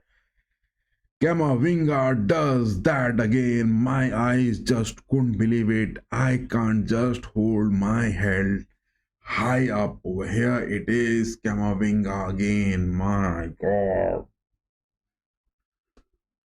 Look at that pass which Camavinga and Chouameni both have just considered so bad, so bad, so bad. I was just saying it on the stream itself that their positioning, Camavinga and Chouameni, the way they are playing in the midfields was not looking good. That shape was not yielding that prolific. Man, it is Camavinga again. Miseries will be coming for him. Miseries will be coming for Camavinga. Miseries will be coming for Camavinga. I couldn't believe it. Back to back in 2 games, Camavinga doing those things. Why is every time he is just looking for those passes? What is the harm in clearing away those opportunities? Camavinga trying to speed away and again just moving on single-handedly with that pitch.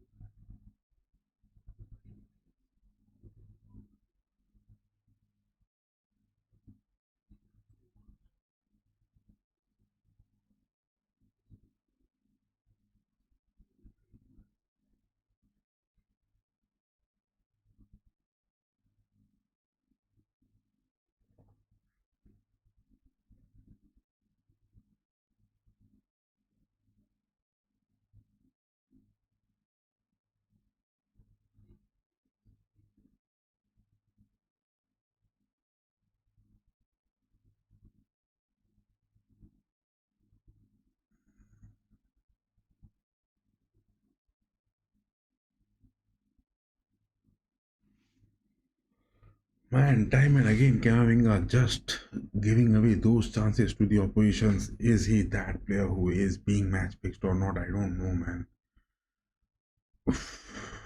So hard to bear for this player, Camavinga, this Frenchman. He has been under so many injuries, and now again he has got those goals conceded.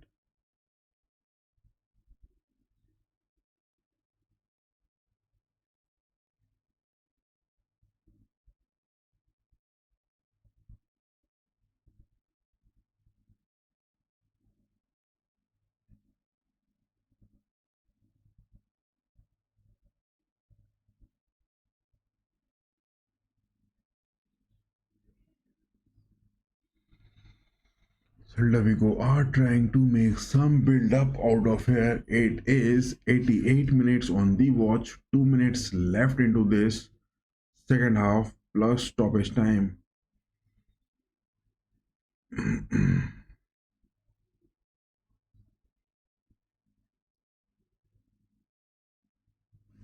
mean, what was the need of Ancelotti to bring in Camavinga into the squad? He was looking bad in shape in the previous game. He is still not looking in his best form. I mean, what was the need for Ancelotti to bring in Camavinga into this game? Man, serious. He was trying to motivate that player to come back in form, whereas Lorenzo Acquado was the defender who could have been brought in. Bellingham, Rodrigo were the opportunities, but he insisted on bringing in Camavinga into the squad. And Kamavinga has just repeated that same mistake again. Man, headers are looking lethal from the end of Celta Vigo. Garcia is down to the ground and he must be looking for some sort of reinforcements, I guess. Ancelotti has to make.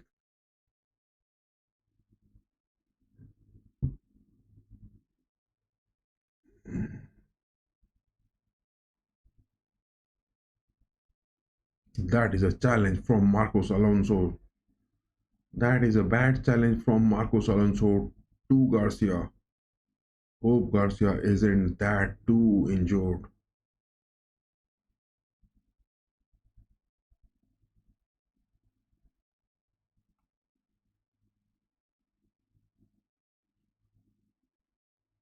Ancelotti has got his eyebrows raised 90 minutes into this game.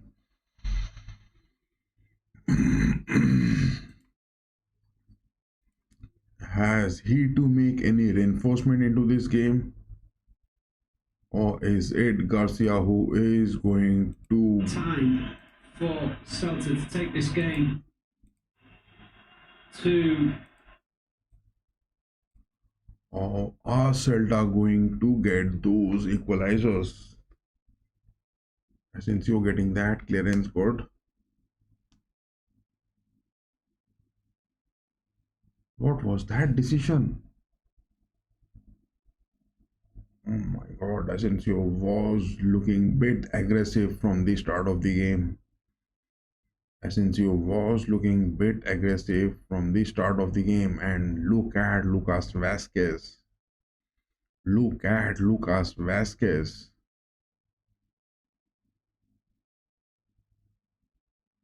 I was saying it. Asensio making those aggressive tackles. That is something not good going to happen. Man, I was saying it from the start of the first half that it is not going to happen, and that is that second goal. What a misery this is coming on. I was saying it from the first half. Asensio going to make those tackles time and again from the starting. First minute was not looking good, and yes, that has happened. What is this going on? What is this going on, man? What is this going on? Back to back, such games, such characters being showed. What was the need of bringing Camavinga into the pitch? Now, see, they are bringing in Bellingham. Now they are bringing in Bellingham. Things are not looking, from Madrid's perspective, things are not looking that great.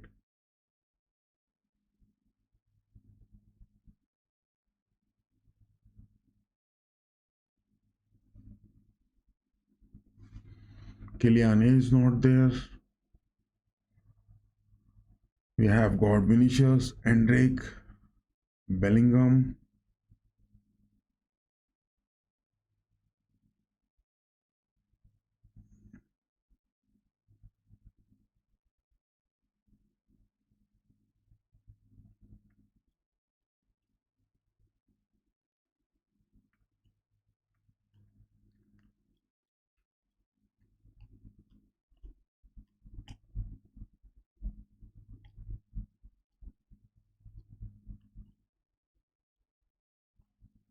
6 minutes of stoppage time and 3 minutes are up.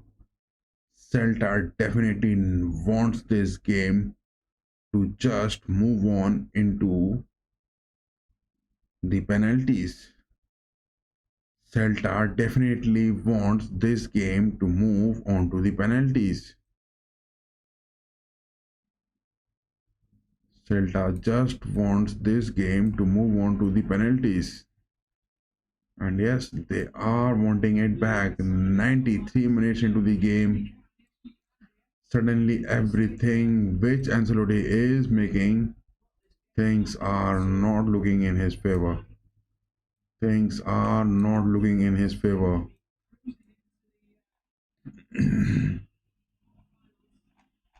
Things are not looking in his favor, man. Things are not looking in his favor. Jude Bellingham was made the substitution on the 92nd minutes. from the start of the stream, I was just saying that Asensio, who is making those rusty tackles in the first half time and again, what was the need of it? And again, adding to those miseries, Ancelotti just adds the lack in form of Camavinga into the squad. There were opportunities for Valverde, Bellingham to be made. So many of the options were there, but he insisted on going making those Camavinga appearances on the pitch. This is a big collapse. This is a big collapse. This is a big collapse. That is a big collapse which is happening.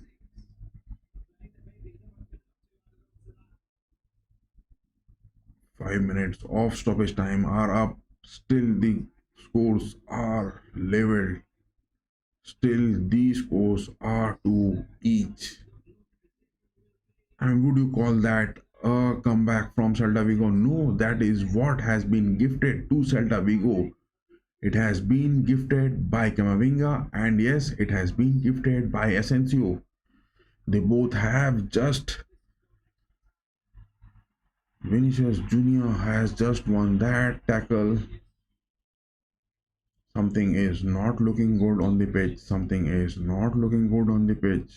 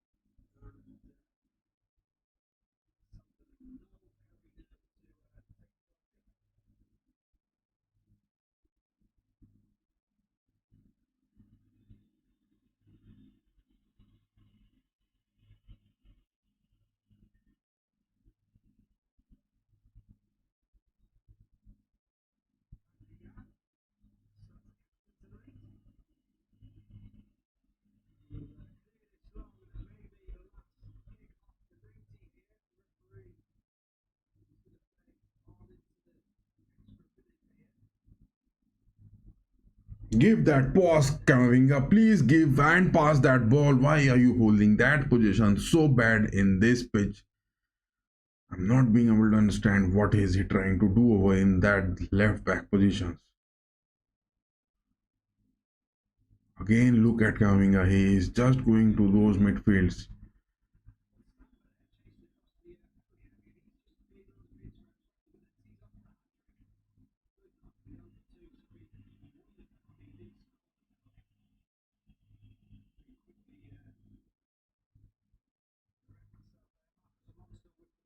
How is that composure going to be?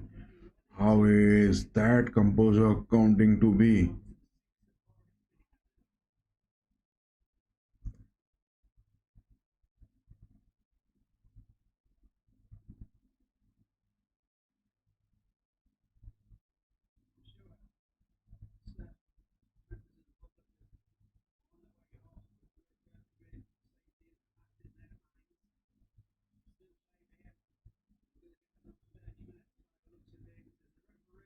Man, it is the blow of the whistle.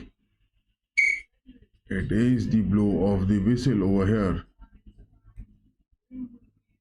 Man, up by 2 goals. Now this game goes to the extra time. Who would have just thought in their dreams that this was going to come? Bad time and bad luck ongoing for Los Blancos. This is not what was expected. Look at Papa Perez sitting on these stands. What is he just laughing at? What was the need of those substitutions? I mean, it is getting miseries on the pitch. It is getting those miseries time and again. Now the game is just being waiting for the extra time. Man, I will also take a break, man. I can't take this. I can't take this anymore. Back to back two games, and yes, come back for the oppositions. Los Blancos are nailing it bad. I will just need a one break, guys. Do stay tuned, guys. I will just be back in 1 minute.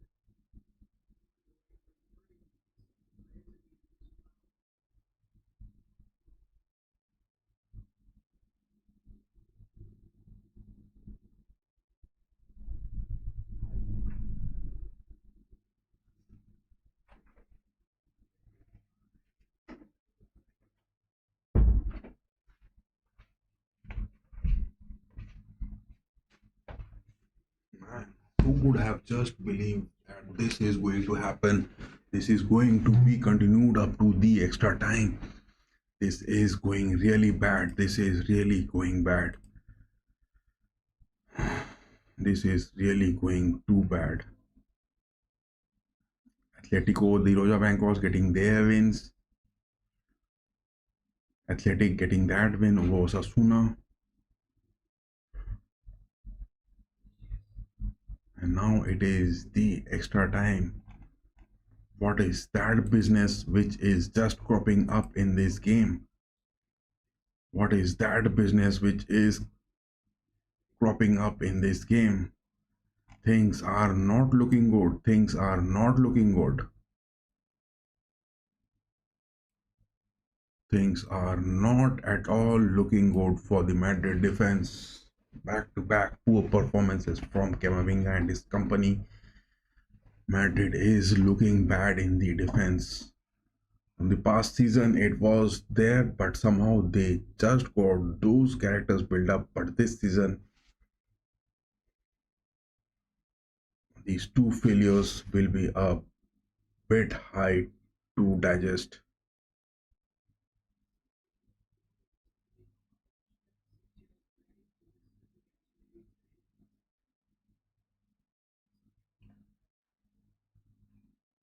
Asensio winning that. Chouameni, now he is staying on those centre backs. Camavinga, please don't move high on the pitch. Look at Camavinga, man. He is still moving high up on the pitch. My eyes just couldn't believe him.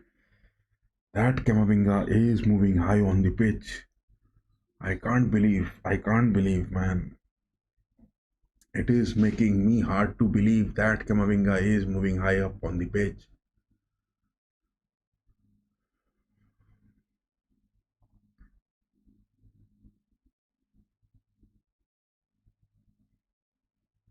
Rudiger, Asensio, Gula, Hendrik was trying to cut in.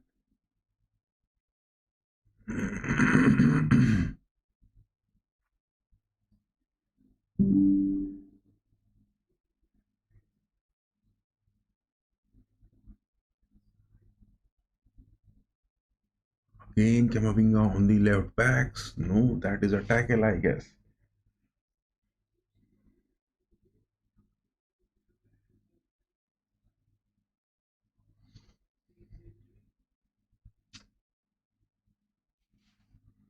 Things are not happening good, boys. Things are not happening good.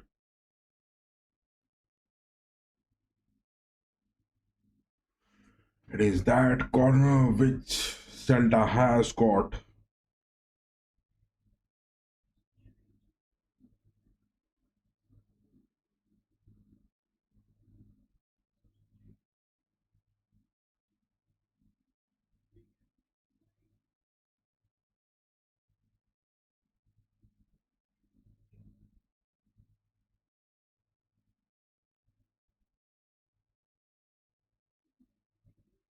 Vinicius Junior, Valverde is moving high on the pitch. Who is there on the attack?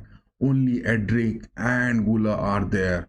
Only Endrick and Gula are there. Only Endrick and Gula were there. Just look at it. Valverde makes those runs, but it was only Endrick and Gula moving for those counters.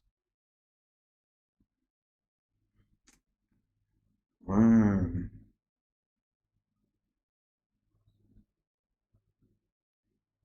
And it goes for those first time shot. But you should have kept the ball in your possession, boy. That is what the young guns are not capable. The experience matters the most.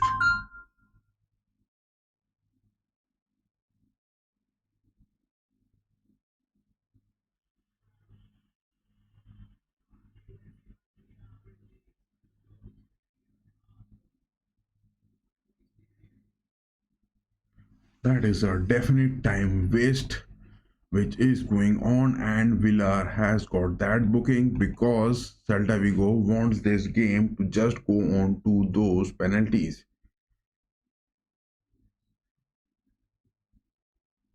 Asensio makes pass. Vasquez is staying again high up on the pitch.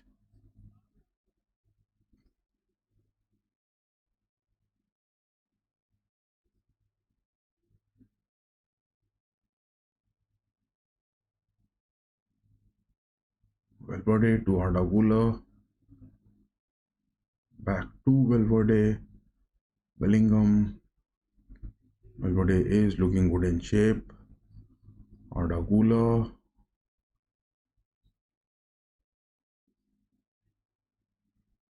Chouameni to Cooler again. Look at that midfield presence. Where is those passes going to count when you are not having your men in those positions? When you are not having those your men into those positions, it is not happening. Rudiger back to Kamavinga, Bellingham, Chouameni, Valverde again.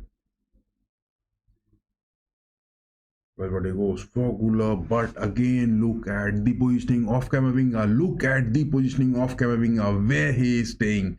Look at that positioning of Camavinga. I mean, how on this holy earth is that player going to be counted into the team?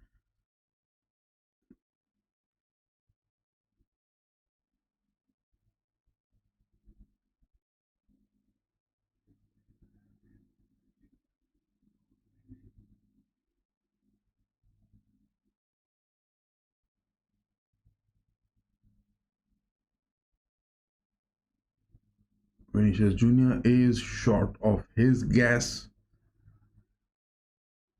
No boots on his pedal. Vinicius Jr. is now looking short of his gas.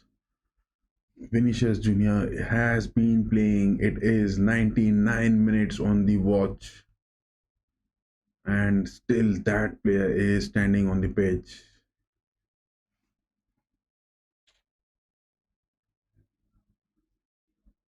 Asensio is bit aggressive, man. From the starting of the stream, I have been saying that Asensio has been that aggressive on the pitch time and again. From the first minute, he was clearing away those passes from Celta.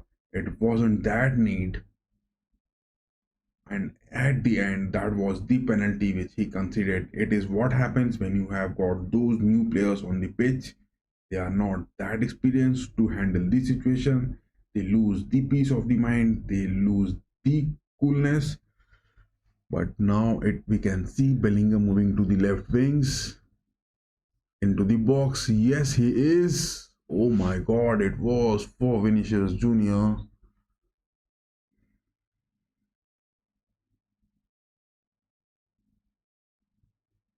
Vasquez taking that throw, quick throw for it to Gula.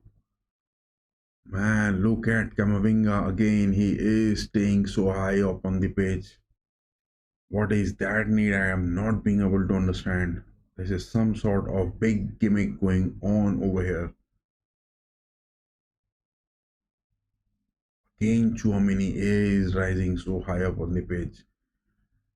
These two players providing those fluidity on the pitch is big worries. Big worries. Oh my god, Asensio trying those dribblings. On the other hand, Vinicius Jr. is also looking dried up. He has no gas left in him. No boot on his pedals.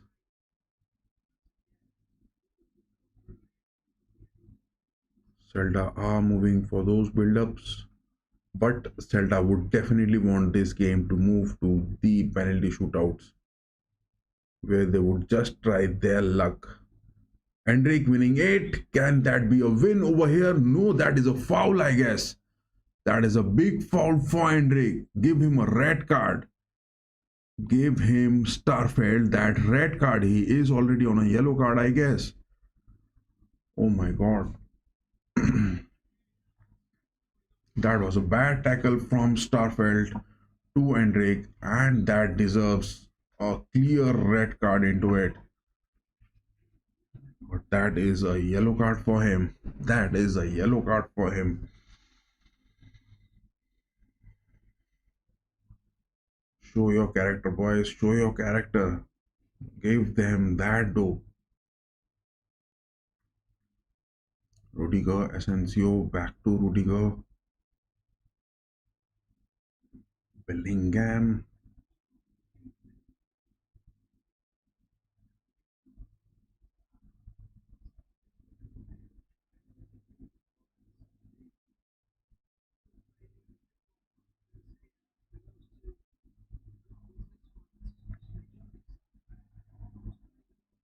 Bellingham is moving up. Vinicius, Gula.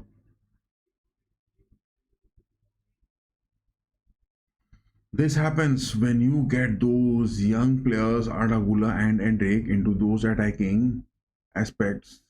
The young guns lack in those experiences and they always go for those first time shots. At times they get it converted, but yes, at times they also miss. That is a big worry. 103 minutes onto the watch, still it is 2 goals for each team.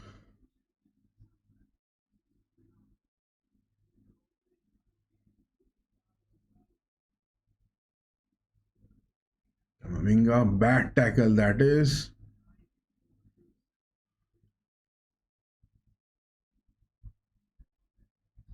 Valverde getting Winnie. Winnie to Kamavinga. Please hold the ball. Please hold the ball. Don't go for those vast counters. Please hold the ball. Take your possession. Keep your coolness. Oh my god. Again, you guys are going for those first time shots to be taken. Just keep the possession of the ball into the defensive half of the Celta. That is what the need is.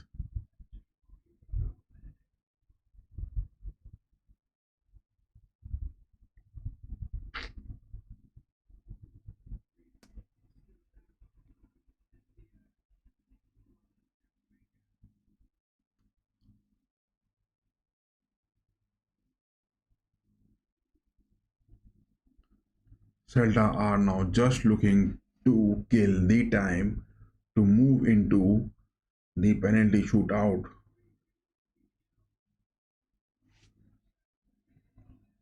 Celta are now just looking to kill that time to move into the penalty shootout. That is what they were just try with their luck.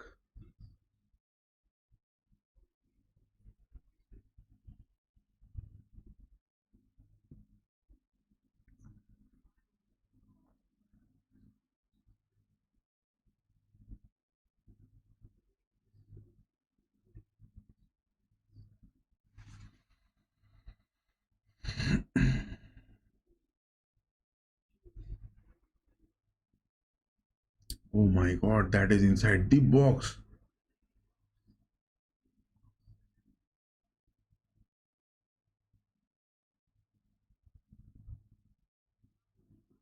That is their substitute. I mean, this player, Fer Lopez, he has played those 3 games and he has scored those 2 goals. Fer Lopez is their super sub.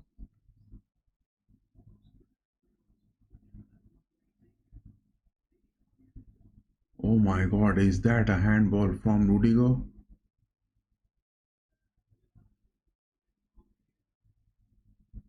I mean, is that a handball from the side of Rudiger? What is that going to happen? Holy Christ.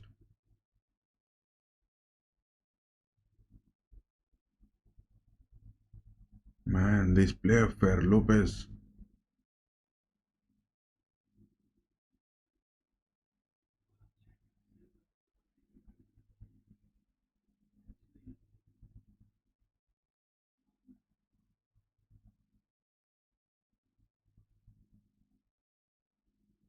No, that isn't a handball. Thank God. It was close to his body and no handball being given. Get that momentum. Get that momentum, boys. Hendrik, please keep the position. Oh my god. Oh my god. Valverde getting that tackle. Win. Back to Hendrik. Bellingham. Guller. Guller to Vasquez. New attack. New young attack on the lineup for Madrid. And now it is the end of the. Oh my god, it is still not the end. 107 minutes on the watch, and still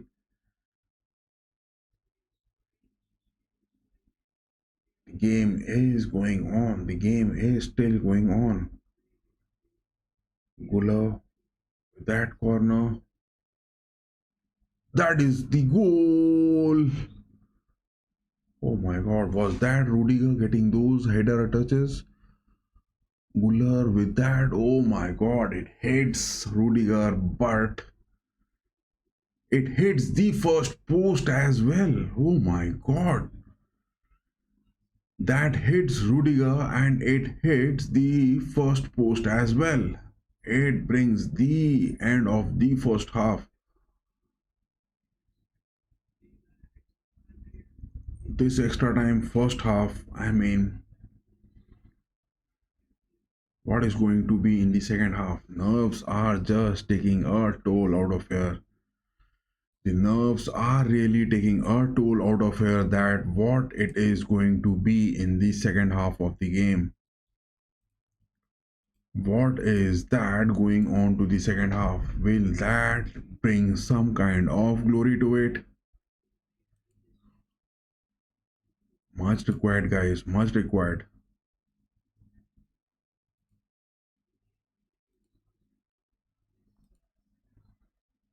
I mean, 3 hours of our streaming is going to be complete. What a showdown this game is giving to us. What a big showdown this game is giving to us.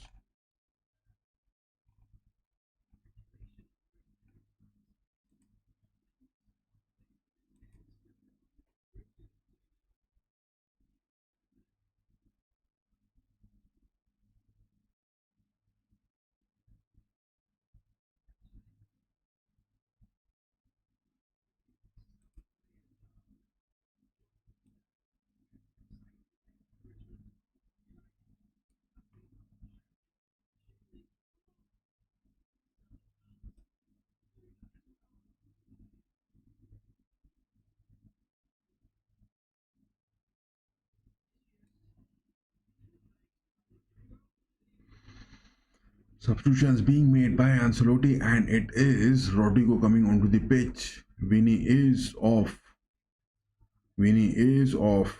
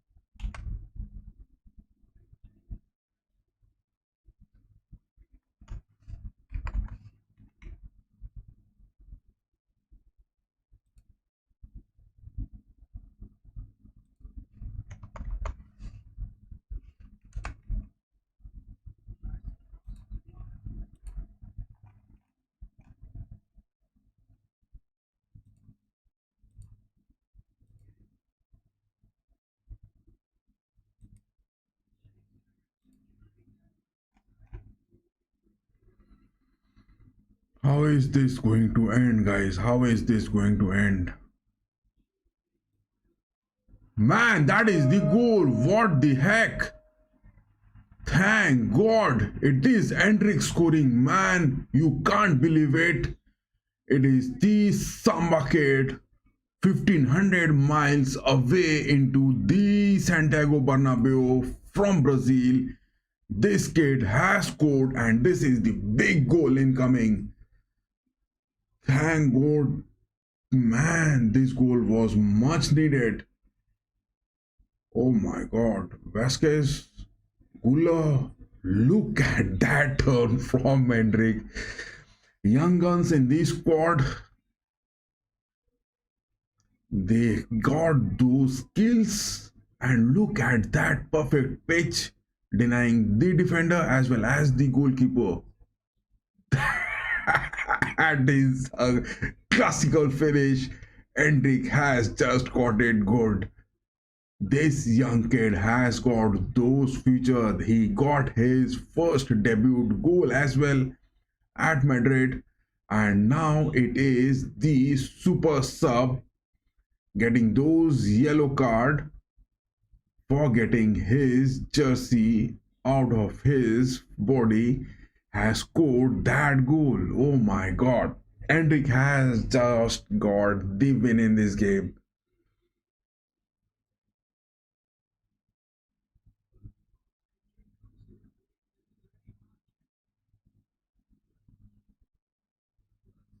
Look at Hendrik, man. Look at Hendrik. He has saved this a big time. He has saved this a big time. This is a big time. Just press Zelda. The three strikers being over there. Rodrigo, Gula, and Hendrik. Please press high.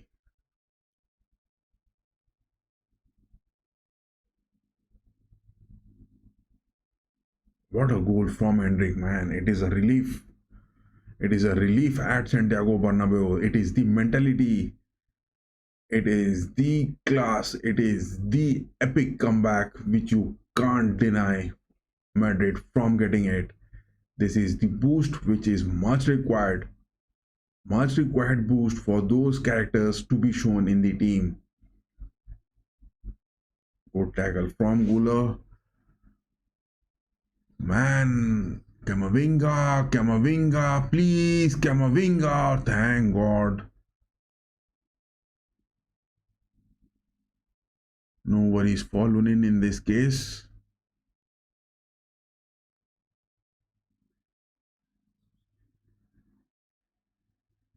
And to talk about that player, Fer Lopez, he is also a big time super sub, scoring those two goals out of those three games. But in this game, it is all Hendrik getting those big time. Claudio Gales has been given that yellow card. He is upset with those comebacks.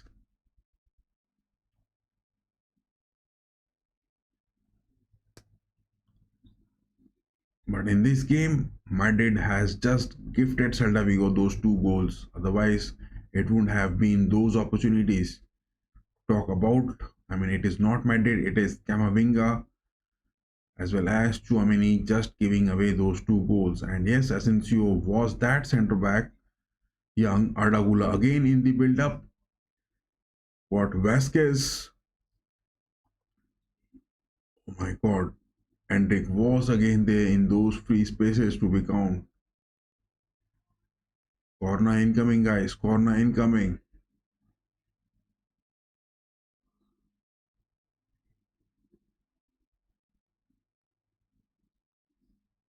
Under 12 minutes on the watch. 3 minutes of this half is left, and yes, hope it goes all in favor with that comeback from Hendrik. Arda Güler, what a perfect cross, but bit of sloppiness into it.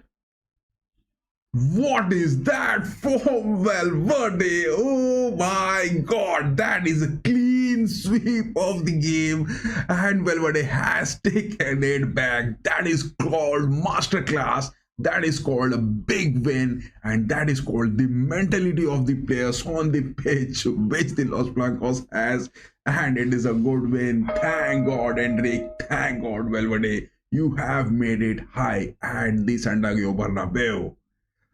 Good win, good mentality. That is all which Madrid has. That is what you call big clubs counting with big boys. What, what was that from Valverde? Oh my god. That was mesmerizing. That was heavenly. That was pure class. That is something which Madrid is made of. Look at that ball. It goes to the far post and getting that fourth goal. Big win, boys. Big win. You are made for it and you have done it big time. Ooh. But Ancelotti must be worried. This is the big win which is on coming. On the defensive aspects, Madrid is lacking. Madrid is lacking.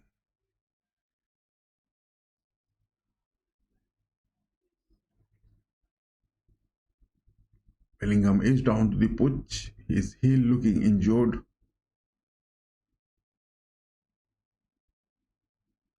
This game has now come to an end. That is what it is all needed to be going to the extra time and winning onto the penalties. Celta were just trying to get those penalty shootout moments to try their luck. It was their opportunity which they got with some defensive errors time and again from Camavinga and Chouameni. And this time adding to that, it was Asensio getting his young blood bit aggressive, but this is that class and mentality which Madrid has proved they are capable of, and this is what happens in the Champions League as well. They have got that upper hand, they have got their muscle memory, they have got their class. It is big boys, big teams winning it big. Camavinga, Rodrigo, I can sense that fifth goal incoming. Rodrigo cutting in. No, the referee has said the game to call to continue. But that was Rodrigo down to the pitch.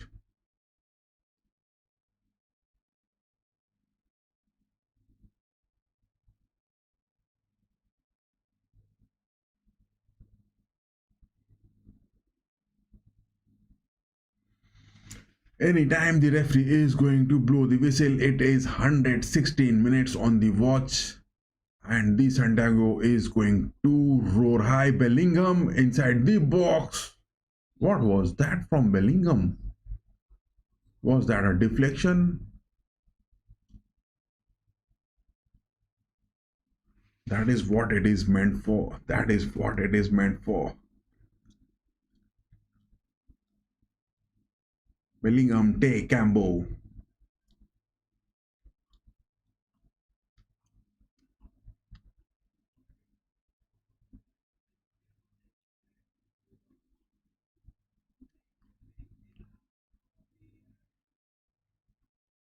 Man, every time Chouameni is getting those ball in his position, it is looking bit nervous from my end.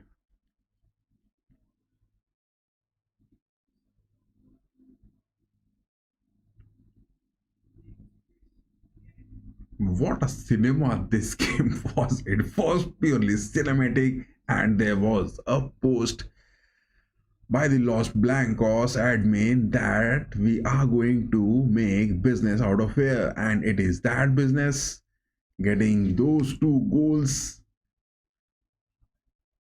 gifting those two goals to Celta Vigo, and now getting two more goals in those second half of the extra time.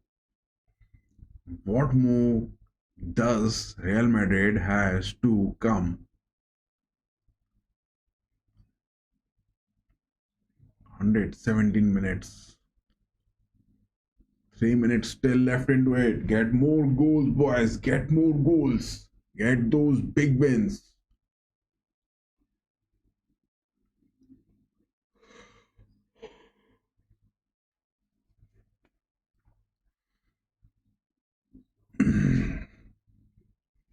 It is those big wins. And yes, back to back Kylian Mbappe scoring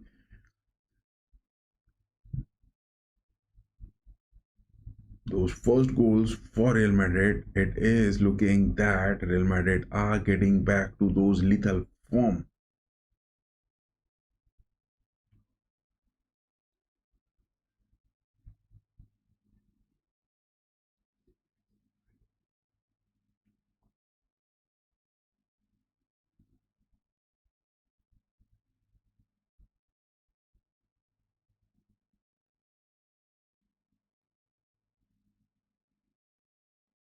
Arda Güler recovering from those attacks to those defensive aspects good.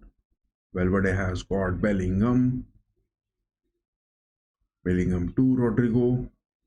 Rodrigo again onto the edge of the box. Valverde with that shot. Oh my god. Bit of deflection, I guess, into it. Otherwise, it would have been that second goal for Valverde. Valverde gets. Yes, that was a deflection from Marcos Alonso, I guess. Yes, that was Alonso getting those deflections. Otherwise, it would have been that fifth goal. Bring it, boys. Bring it.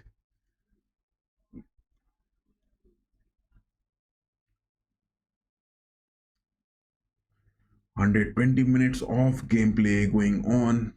This is a dried up energy. Oh my god, Rodrigo with it is Endrick or Rodrigo. Endrick getting that fifth goal.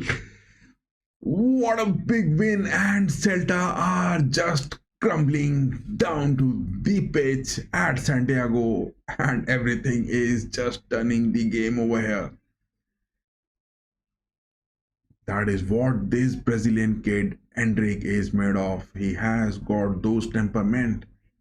Look at his positioning, look at his skills. He goes for his back heel shots. And that was so clinical. That was so clinical from Endrick. What a nice show from this kid. This Samba kid is just taking on the Santiago to his own heights. 120 minutes are up, and when is the referee? Oh my god, still 2 minutes. Come on, guys, bring more goals into it. 2 more minutes, and yes, please bring more goals into it. Make it happen. 6-2, boys.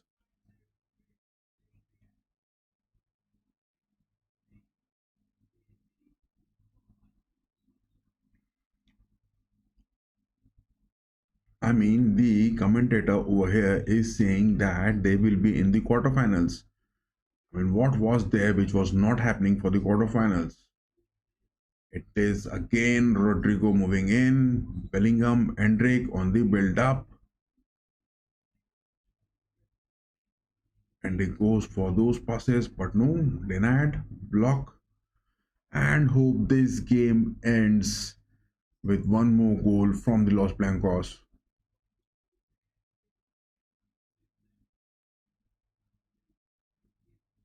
This is what Real Madrid meant by posting that they are going to make business out of it. This is the business which we are calling for. Gifting those two goals to Celta, and now in the extra time, it is those three more goals, two from Endrick and one masterclass from Valverde, adding so much glory at Bernabeu.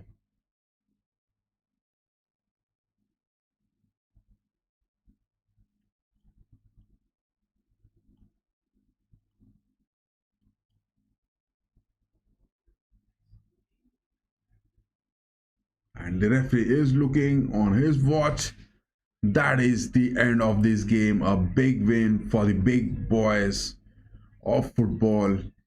It is Los Blancos winning it big 5-2 up to the extra time. What a moment we had, guys. What a moment. This is all from my side, and I will also take a break, and rather I would just end this stream.